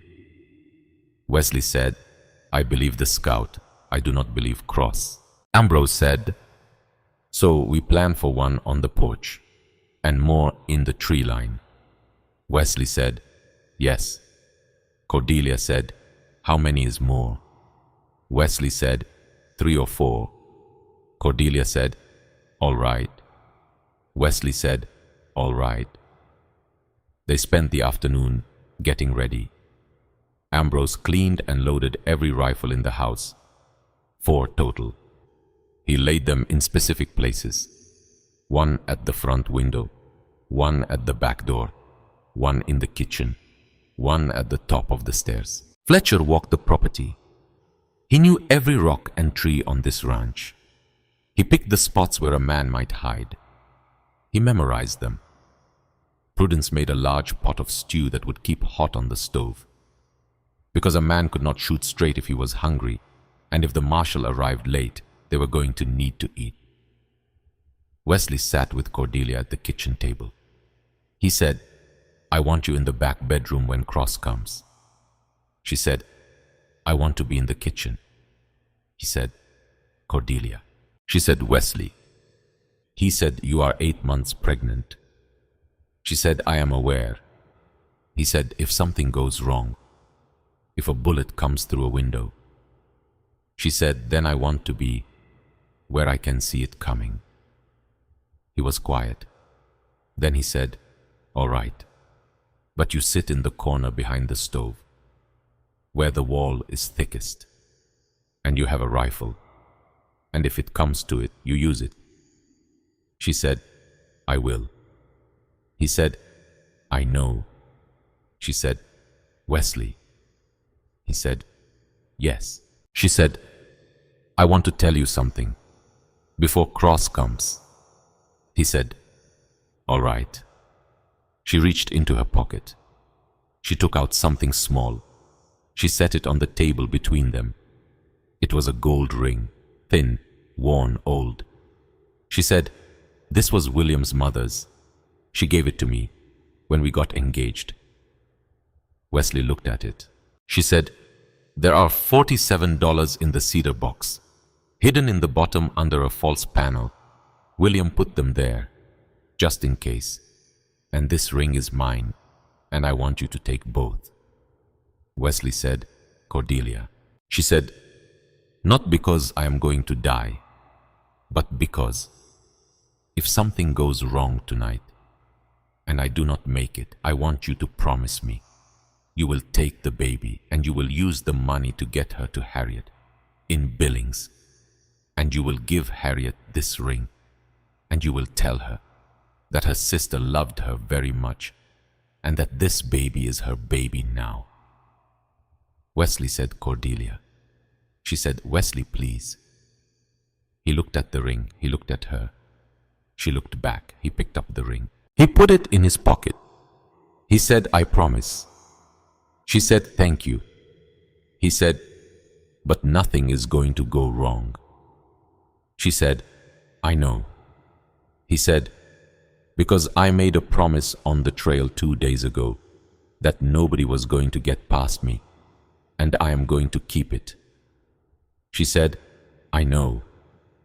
He said, "Cordelia." She said, "Yes." He said, "Say my name back to me." She said, "Wesley Blackwood." He said, "That is right." He stood up. He went to the front room. Cordelia sat at the table. She put a hand on her belly. The baby moved. Not a nudge this time. A kick. A hard one. Cordelia inhaled sharp, because something inside her had shifted. She stood up slowly. Prudence came into the kitchen. She looked at Cordelia. She said, "What?" Cordelia said, "Prudence." Prudence said, "What?" Cordelia said, "I think it is starting." Prudence went to her side. She said, "How long?" Cordelia said, "Not long, just a few minutes." Prudence said, "Wesley." Wesley came from the front room. Prudence said, "The baby is coming." Wesley said, "When?" Prudence said, "Now or soon. I cannot tell yet." Wesley said, "How long is soon?" Prudence said, "Hours, maybe a day. First real contractions can go for a long time before the actual work starts, but it has started." Wesley looked at Cordelia. Cordelia looked at Wesley. Fletcher came in from the porch. He said, "Wes, riders on the north ridge." Wesley said, "How many?" Fletcher said, I count 6. Wesley said, Cross said 1. Fletcher said, Cross lied. Wesley picked up his rifle. He said, Ambrose. Ambrose was already at the front window. He said, I see them. Wesley said, Cordelia goes upstairs with Prudence, right now. Cordelia said, Wesley. Wesley said, Cordelia, the baby is coming, and Cross is coming, and you are going upstairs, and Prudence is going with you. And when the marshal gets here, we will bring you back down. But right now, you are going upstairs. Please. She looked at him. He looked at her. She said, all right. She turned to Prudence. Prudence took her arm. They went up the stairs. At the top, Cordelia looked back. Wesley was standing in the front room with his rifle. Ambrose was at the window. Fletcher was moving to the back door. 3 brothers, 3 rifles, 1 woman upstairs about to have a baby, 6 men coming up the ridge, and a federal marshal an hour away. Cordelia put her hand on her belly. The baby kicked again, hard.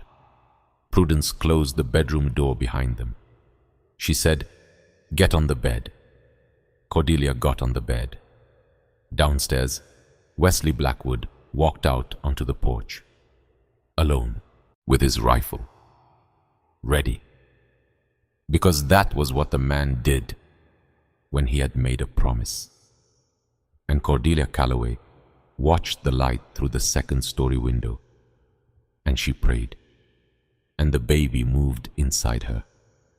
And the storm, the other storm, the one that had nothing to do with weather, rolled in off the mountain, and the light on the ridge caught 6 rifles at once, and Wesley Blackwood stood on his porch and waited. Part 3. 6 riders on the ridge. Wesley counted them again to be sure. 6. Cross had said 1. Cross had lied. Wesley stood on his porch with his rifle across his chest and watched them come down. Slow, deliberate. The way men rode when they wanted you to see them coming. The lead rider was Harlan Cross himself. Wesley knew him from a photograph Cordelia had pulled from the cedar box the day before. Broad-shouldered, well-dressed, a dark coat, a silver watch chain across his vest that caught the sundown light. Behind him were 5 hired men, rifles, sidearms, the kind of men who worked for whoever paid the most. Ambrose spoke from the window inside the front room. He said quiet 6. Wesley said without turning, yes. Ambrose said, that is more than we counted for. Wesley said yes. Ambrose said Wes. Wesley said yeah. Ambrose said hold your temper. Wesley almost smiled, because Ambrose had said that to him since they were boys.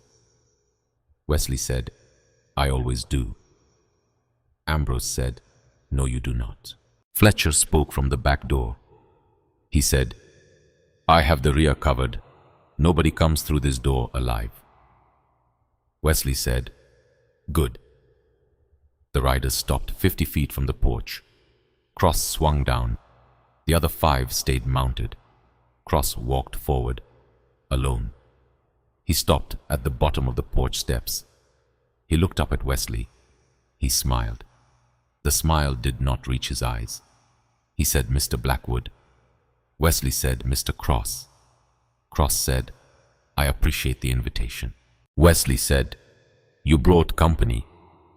Cross said, for my safety. Wesley said, I said 1. Cross said, yes. He looked at his men. He looked back at Wesley. He said, but we are here to negotiate, and I find that negotiations go better when I am not concerned about being outnumbered. Wesley said, you are not outnumbered. Cross said, not yet. Wesley said, You will not be later either. Cross smiled again. He said, I hope that is true. Wesley did not smile. He said, Say what you came to say. Cross said, You have the widow. Wesley said, I have a guest. Cross said, You have the box. Wesley said, I have a lot of boxes. Cross said, Mr. Blackwood. Wesley said, Mr. Cross. Cross said, I did not ride 10 hours to be clever with you. Wesley said, Then do not be. Cross took a breath. He said, I want the papers. Wesley said, And what do I get? Cross said, $500, and my promise that the widow leaves this territory alive. Wesley said, You already tampered with her wagon. Cross said, That was a mistake by one of my men. Wesley said, Which one? Cross said, Does it matter? Wesley said, Yes. Cross said, Why? Wesley said, Because I would like to know his name. Cross said, For what? Wesley said, For when I speak to him later. Cross's jaw tightened, just slightly. He said, Mr. Blackwood, I am offering you $500, which is more money than this ranch has seen in 5 years. Take the offer. Give me the box. Everyone walks away. Wesley said no.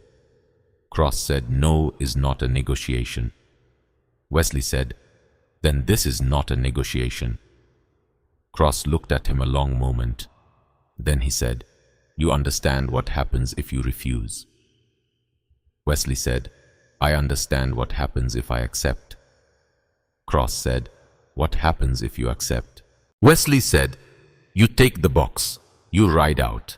You come back in 6 months and burn this ranch to the ground with me and my brothers inside it, because you cannot leave a witness like me alive.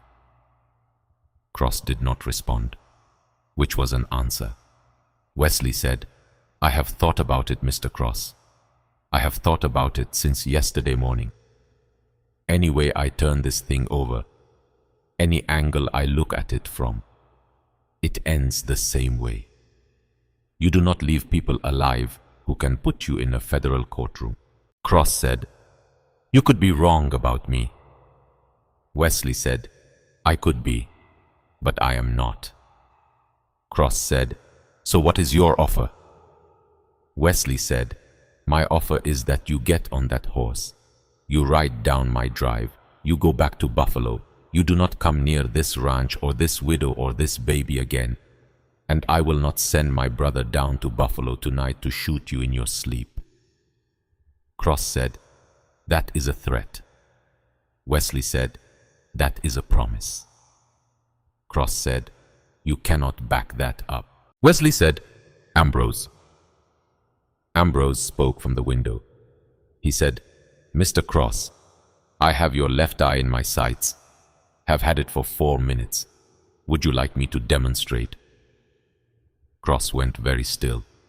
He said, That will not be necessary. Wesley said, Fletcher. Fletcher spoke from the back of the house.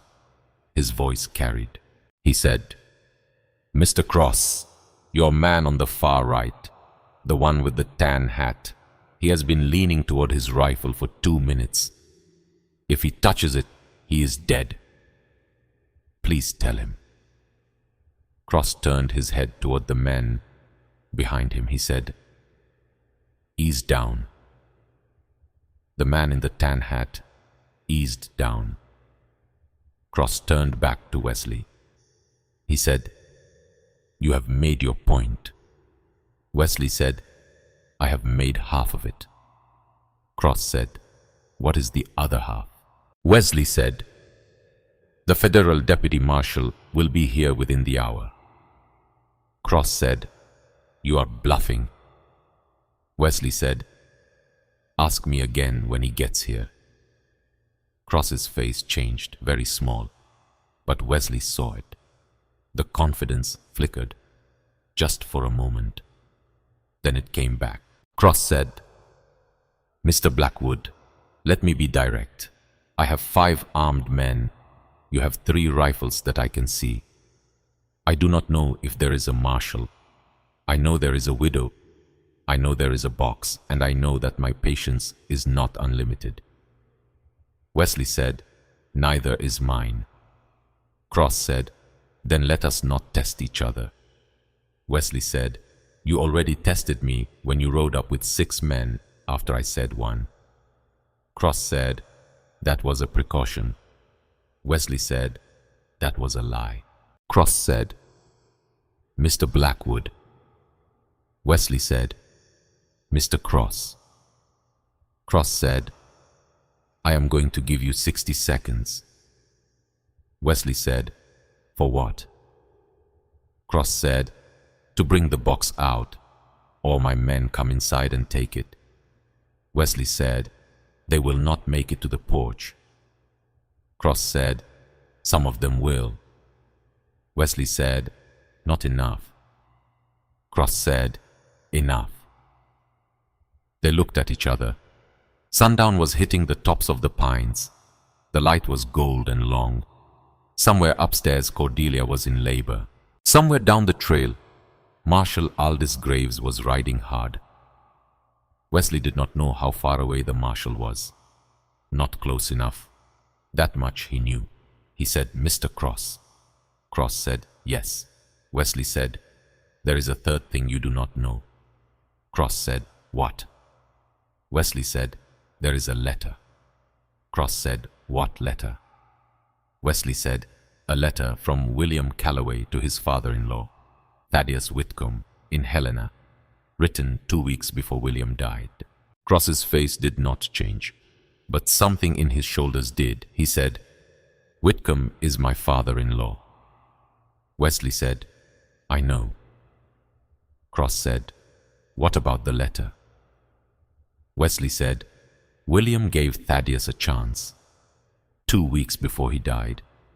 He told him everything. He told him what you were doing. He said that if Thaddeus opened the letter and chose right, he was to come when the widow was in trouble." Cross was very still now. He said, "Thaddeus never received such a letter." Wesley said, "Are you sure?" Cross said, "Yes." Wesley said, "How can you be sure?" Cross did not answer, because he could not be sure, because he had not been standing next to Thaddeus every day for the last 5 months, because his father-in-law was in Helena, 200 miles from Buffalo, and could have received a letter without Cross ever knowing. Cross said, "Even if Thaddeus received the letter, he would side with me." Wesley said, "Would he?" Cross said, "Yeah." Wesley said, "Even after William, who he raised, who he sent to school, who he loved, reached out one last time before he died." Cross said, "You are trying to shake me." Wesley said, "Yes." Cross said, "It is not working." Wesley said, "Is it not?" Cross opened his mouth, then closed it, because he did not have an answer. Then behind Cross, very faint, coming up the drive, hoofbeats fast, multiple riders. Cross turned, his men turned. Wesley did not move, because he already knew. He said, "Quiet, Ambrose." Ambrose said, "Yes." Wesley said, "Keep your eye on the tan hat." Ambrose said, "Yes." The riders came around the bend, 8 of them. At the head of the group was a lean man in his 60s, white hair, neat beard, a dark coat. He rode a tall bay. He rode like a man who had spent his youth in the saddle and then spent his later years behind a desk and had never quite decided which he preferred. Behind him were 7 men, Federal marshals, badges on their coats, rifles across their saddles.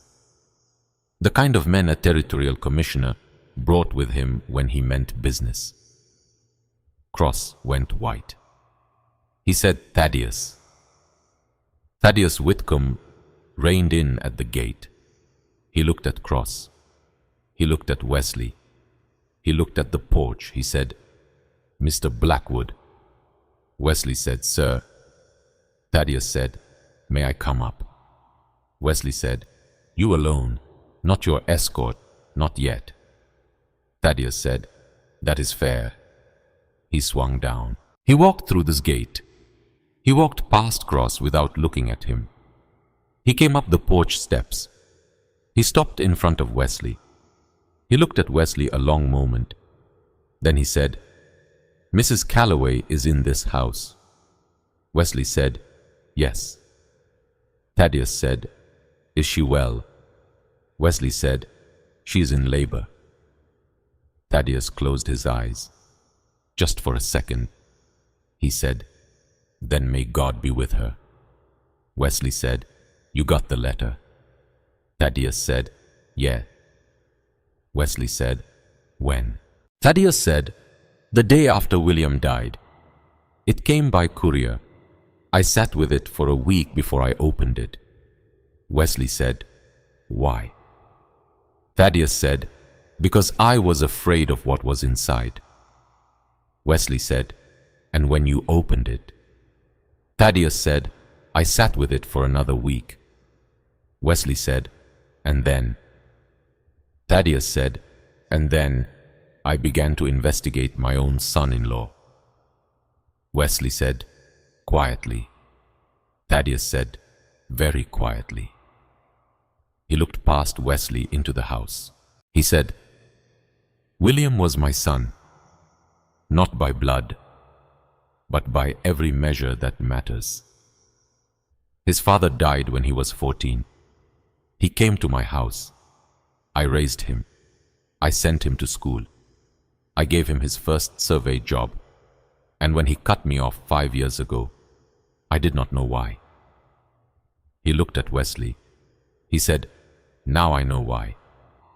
Wesley said, "Yes, sir." Thaddeus said, "May I go inside and speak to Mrs. Calloway?" Wesley said, "No, sir." Thaddeus said, "Why not?" Wesley said, "Because she is in labor, and she does not know you, and she is not going to know you today, not while she is bringing William's child into the world. If she wants to meet you tomorrow, she will." Thaddeus said, "That is fair." Wesley said, "There is a man in your escort who is a doctor." Thaddeus said, "How did you know?" Wesley said, "Because that is what I would have brought." Thaddeus said, "I brought 2. Wesley said, "Send them in." Thaddeus said, "Yeah." He turned. He waved to his escort. 2 men swung down and pulled medical bags from their saddlebags. They came up the porch steps. Wesley said to them, "Upstairs. My aunt is with her. Her name is Prudence. Do not scare her." The doctors nodded. They went inside. Wesley turned back to Thaddeus. He said, "Now about Harlan Cross." Thaddeus turned toward the yard. He looked at his son-in-law. He said, "Harlan." Cross said, "Sir." Thaddeus said, "You will tell your men to lay down their rifles. Everyone, now." Cross said, "Sir, there has been a misunderstanding." Thaddeus said, "I do not think there has been." Cross said, "Thaddeus." Thaddeus said, "Do not use my first name." Cross said, "Please listen." Thaddeus said, "I read the letter Harlan from William. I have read it more times than I can count. I have not slept a full night since. Do you know what it says?" Cross said, "Sir." Thaddeus said, "It says that you have been forging surveys with dead men's names. It says that you have been stealing land from homesteaders. It says that when William came to you and asked you to stop, you told him that his sentimentality was going to be a problem. Cross said, William was mistaken. Thaddeus said, William was never mistaken about a thing in his life. Cross said, Sir. Thaddeus said, Tell your men to lay down their rifles, or my escort will do it for them. Cross looked at his men. He looked at the 7 federal marshals behind Thaddeus. Federal, not local. Federal marshals had authority in every county. Cross said, Down. His 5 men laid down their rifles. The federal marshals moved forward. They collected the rifles. They bound the men's hands. Cross stood in the yard. Alone there. Thaddeus walked back down the porch steps. He walked toward Cross. He stopped 6 feet away. He said, Harlan. Cross said, Sir. Thaddeus said, My daughter loved you. Cross said, She still does. Thaddeus said, She will not when she learns what you have done. Cross said, Sir. Thaddeus said, You will surrender yourself to federal custody. You will be transported to Helena for trial. You will testify to everything you know. You will name every accomplice you have. Every man who took your money. Every clerk who signed a forged document. Cross said, And in exchange. Thaddeus said, In exchange, I will speak on my daughter's behalf at your sentencing. That is all I can offer you. That is all you deserve. Cross said, That is not enough. Thaddeus said, It is more than William got. Cross went silent. 2 federal marshals came forward. They took him. They bound his hands. They put him in the yard with the other 5. Thaddeus turned back to Wesley. He said, Mr. Blackwood. Wesley said, Sir. Thaddeus said, Thank you. Wesley said, For what? Thaddeus said, For standing on this porch when you did not have to. Wesley said, It is what my father would have done. Thaddeus said, Then your father was a good man.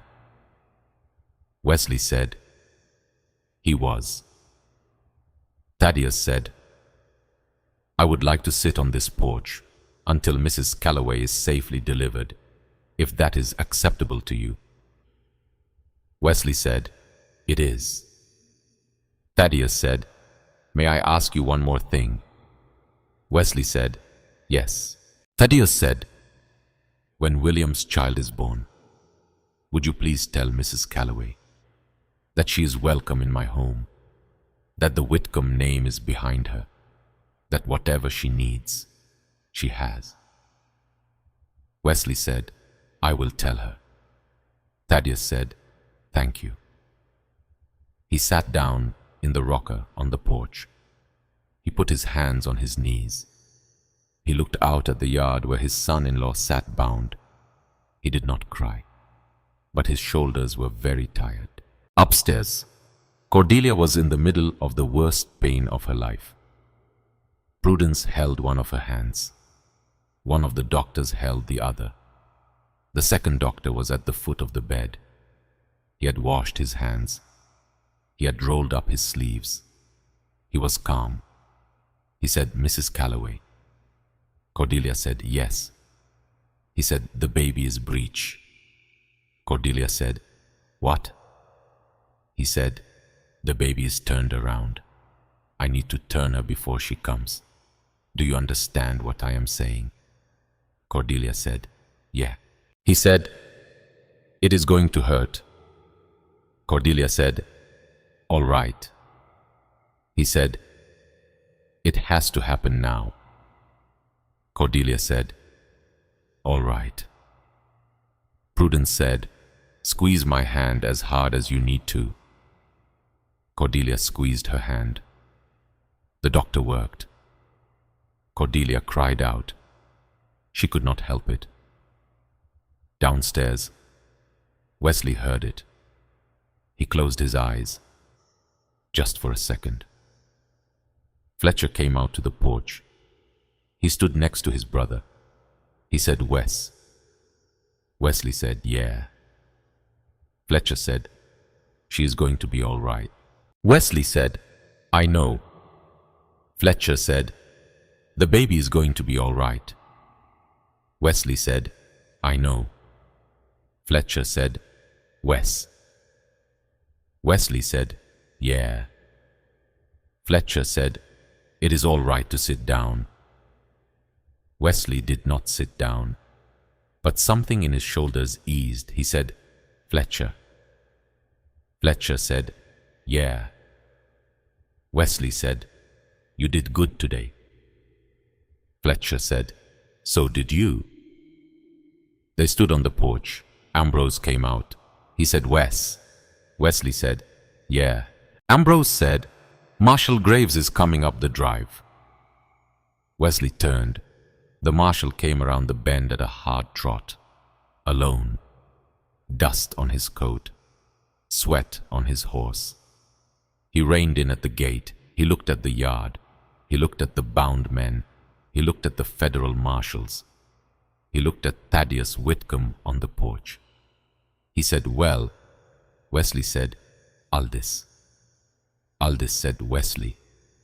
He swung down. He walked up the porch steps. He looked at the Wesley. He said, "I ran my horse into the ground for this." Wesley said, "You did what you could." Aldis said, "Where is Mrs. Calloway?" Wesley said, "She is upstairs." Aldis said, "In labor." Wesley said, "Yes." Aldis said, "The baby." Wesley said, "The baby is coming." Aldis said, "Any complications?" Wesley said, "Breach, the doctors are working." Aldis said, "There are doctors." Wesley said, "Two." Aldis said, "You had doctors on hand." Wesley said, "I did not have them on hand." He did. Aldis looked at Thaddeus. Thaddeus stood up. He said, "Marshal." Aldis said, "Sir." Thaddeus said, "I am Thaddeus Whitcomb. I am here to place my son-in-law Harlan Cross into federal custody and to provide testimony against him and his associates." Aldis said, "You are turning in your own son-in-law." Thaddeus said, "I am." Aldis was quiet for a long moment. Then he said, "Sir, I have been a federal marshal for 18 years. I have never seen a man do what you are doing tonight." Thaddeus said, "Then let me be the first." Aldis nodded. He said, "All right." He turned to Wesley. He said, "I have paperwork." Wesley said, "There is coffee in the kitchen." Aldis said, "God bless you." He went inside. Wesley stood on the porch. Fletcher stood next to him. Ambrose stood on the other side. Thaddeus sat back down. Above them, Cordelia cried out again. Longer, sharper. Then she stopped. Wesley stopped breathing. Then he heard something else. A different sound. Thin, high, insistent. A baby crying. Wesley closed his eyes. He put a hand on the porch rail. He held on. Fletcher started crying. Just quiet. Ambrose put a hand on Fletcher's shoulder. Then Ambrose put a hand on Wesley's shoulder. Neither brother spoke, because there was nothing to say. Prudence came to the top of the stairs. She called down. She said, "Wesley." Wesley walked to the bottom of the stairs. He looked up. Prudence was smiling, which was a thing Wesley had not seen her do in 27 years. She said, "A girl. She is small, she is healthy. Cordelia is well. She is asking for you." Wesley said, She's asking for me. Prudence said, yes. Wesley climbed the stairs.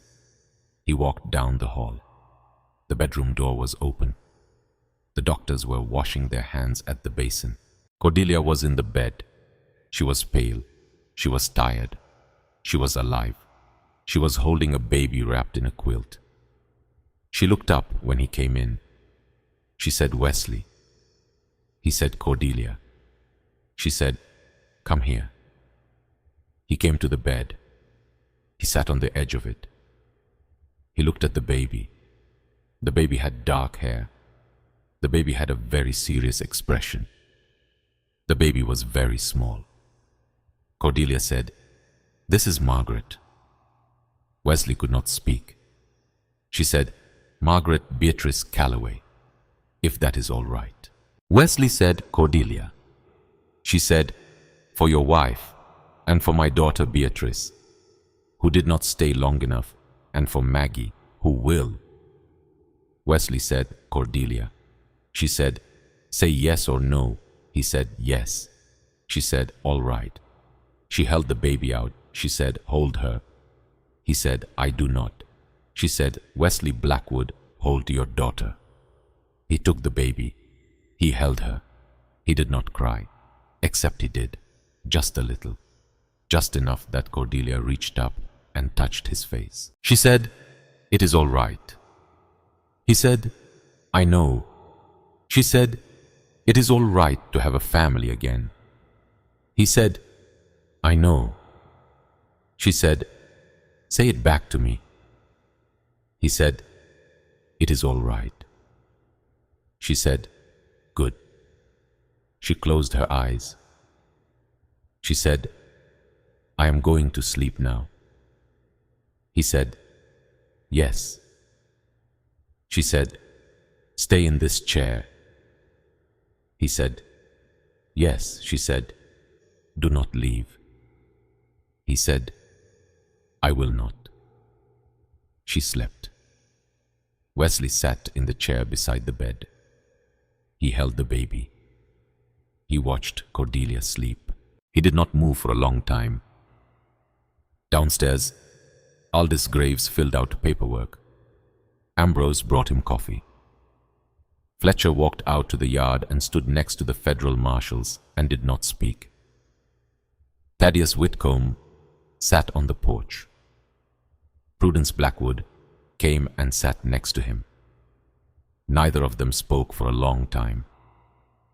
Then Prudence said quietly, you are Thaddeus. He turned, he looked at her. He said, yes. She said, William wrote to me about you. He said, did he? She said, he said that you were the best man he had ever known.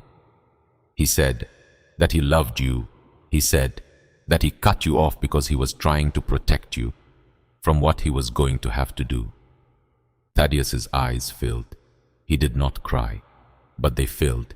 He said, that is a great deal to hear. Prudence said, William was very careful with what he said, which meant everything he did say. He meant. Thaddeus said, thank you. Prudence said, you are welcome. They sat on the porch. Cross was taken away in a wagon. The federal marshals rode off with him. Sundown became dark. Ambrose brought lanterns. The doctors came downstairs. They said Cordelia was well. They said the baby was well. They said Cordelia needed to sleep. And so did the baby. And so did all of them. They left with the marshal. The marshal shook Wesley's hand at the door. Aldous said, I will need a full statement tomorrow.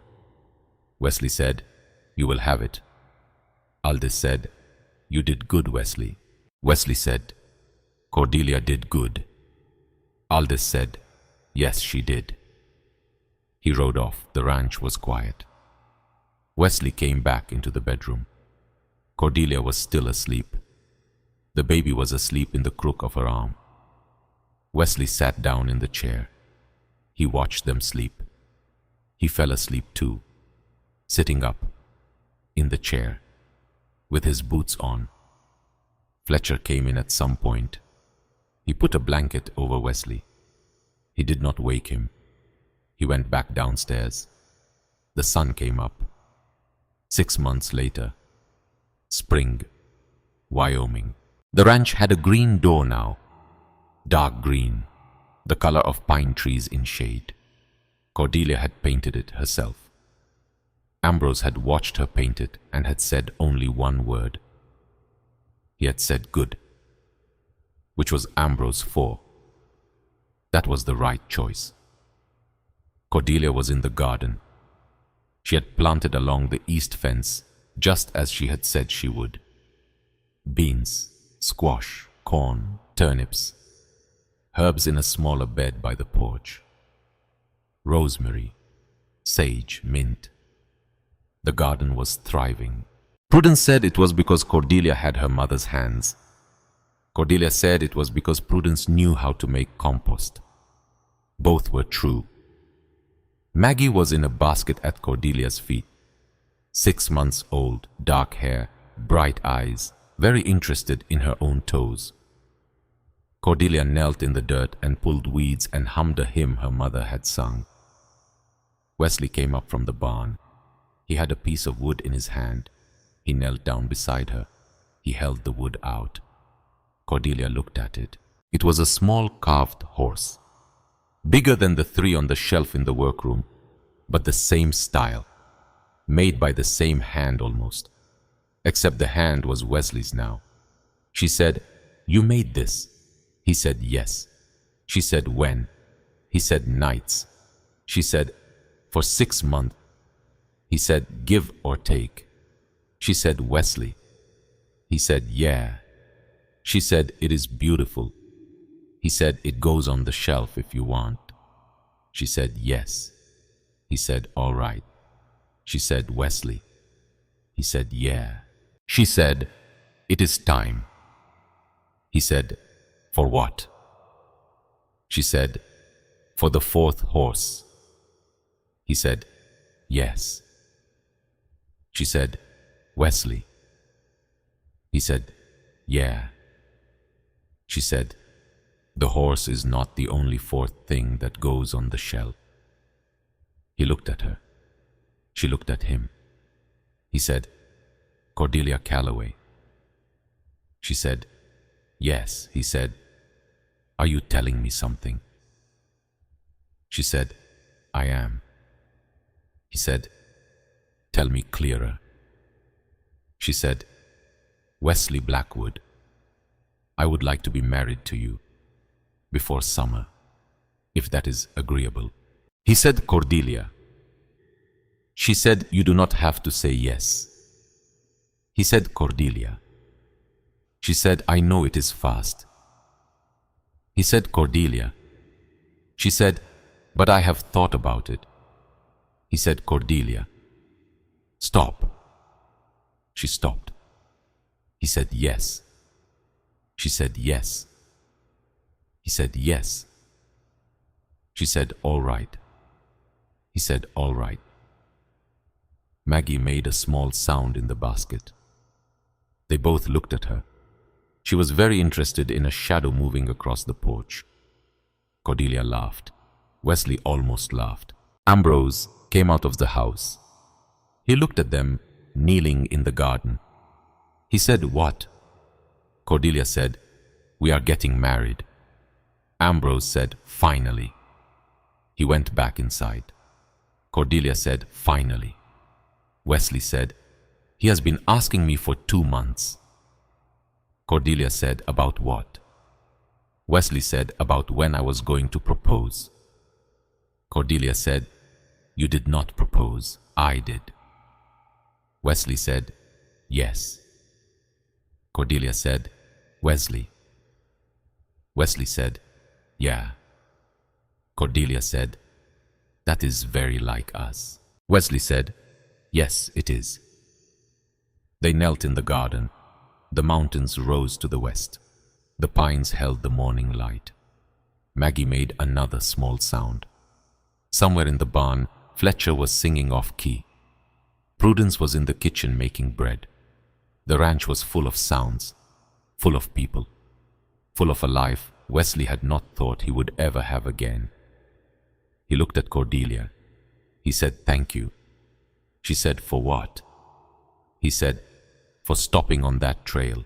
She said, "I did not stop, I fell." He said, "Then thank you for falling." She said, "You are welcome." They knelt in the dirt, with their hands in the earth and the fourth horse on the ground between them. And it was a good morning. That summer, they were married on the porch. Nothing fancy. A preacher rode up from Buffalo. Harriet came from Billings and stayed for 2 weeks. Thaddeus Whitcomb came from Helena with a wagon full of gifts. He gave Cordelia a shawl that had belonged to William's mother. He gave Maggie a small silver spoon.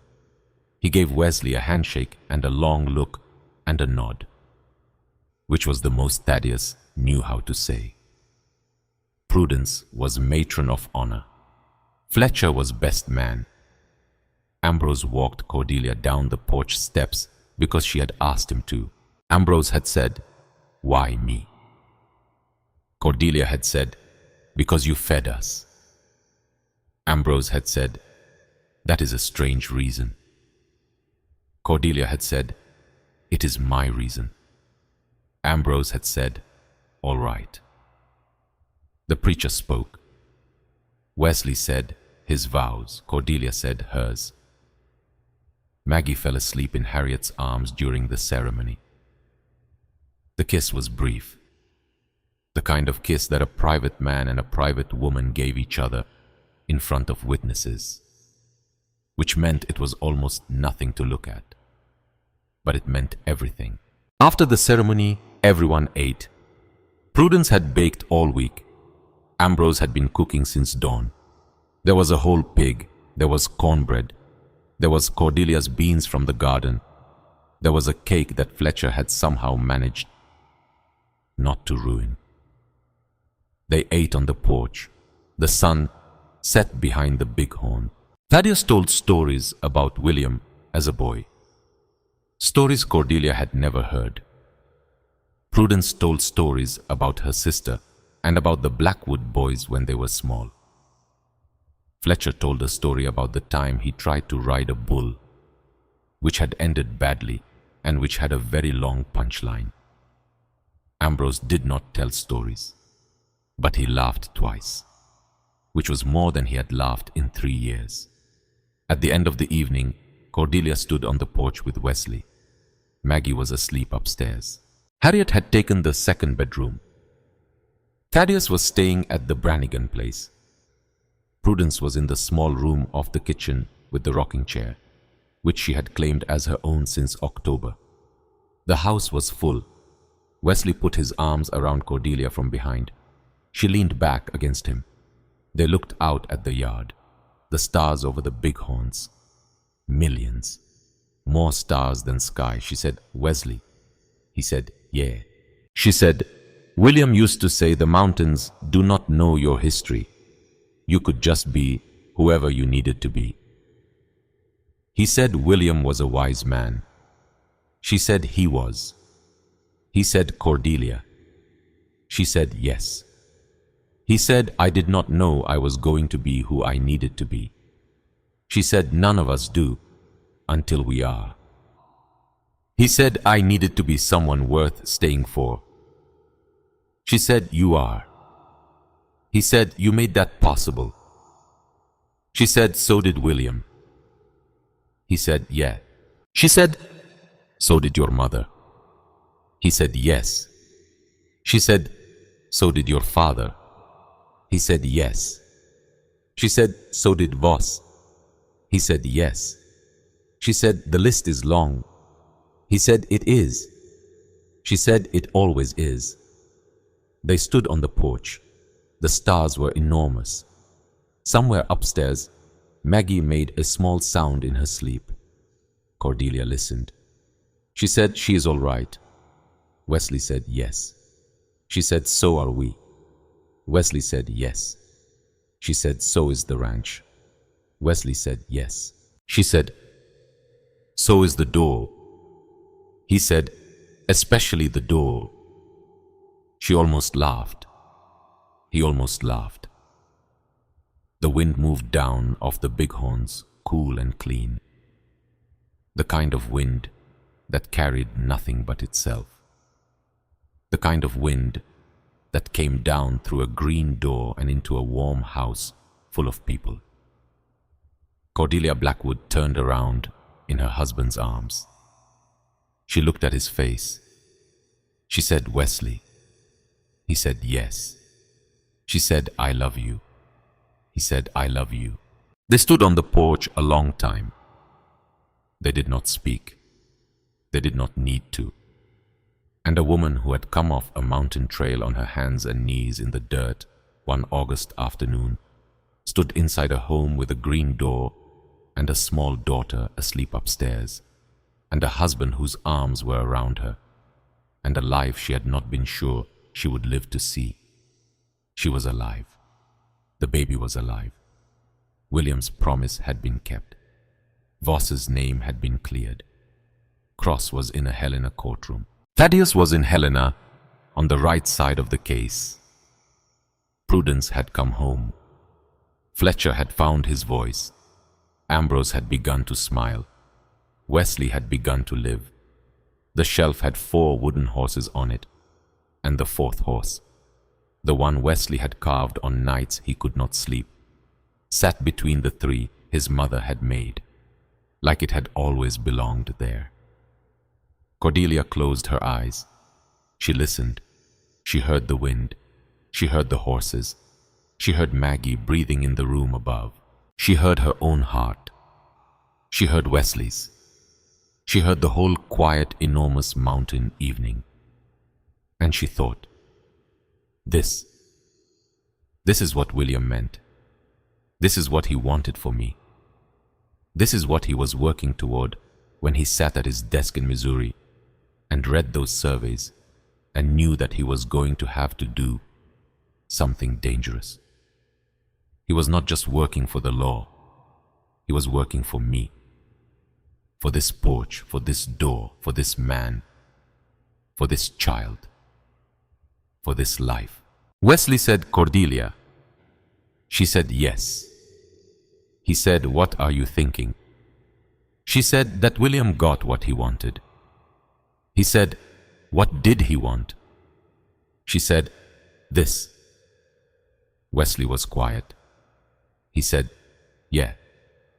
She said, "He would be glad." Wesley said, "I am glad too." She said, "I know." They stood on the porch until the last light was gone. Then they went inside. Cordelia locked the green door behind them, not because she was afraid, because it was hers to lock. She had never had a door of her own to lock before, and it felt like the right way to end the day. Life was not small anymore. Life was full. Life had come home, and it was good.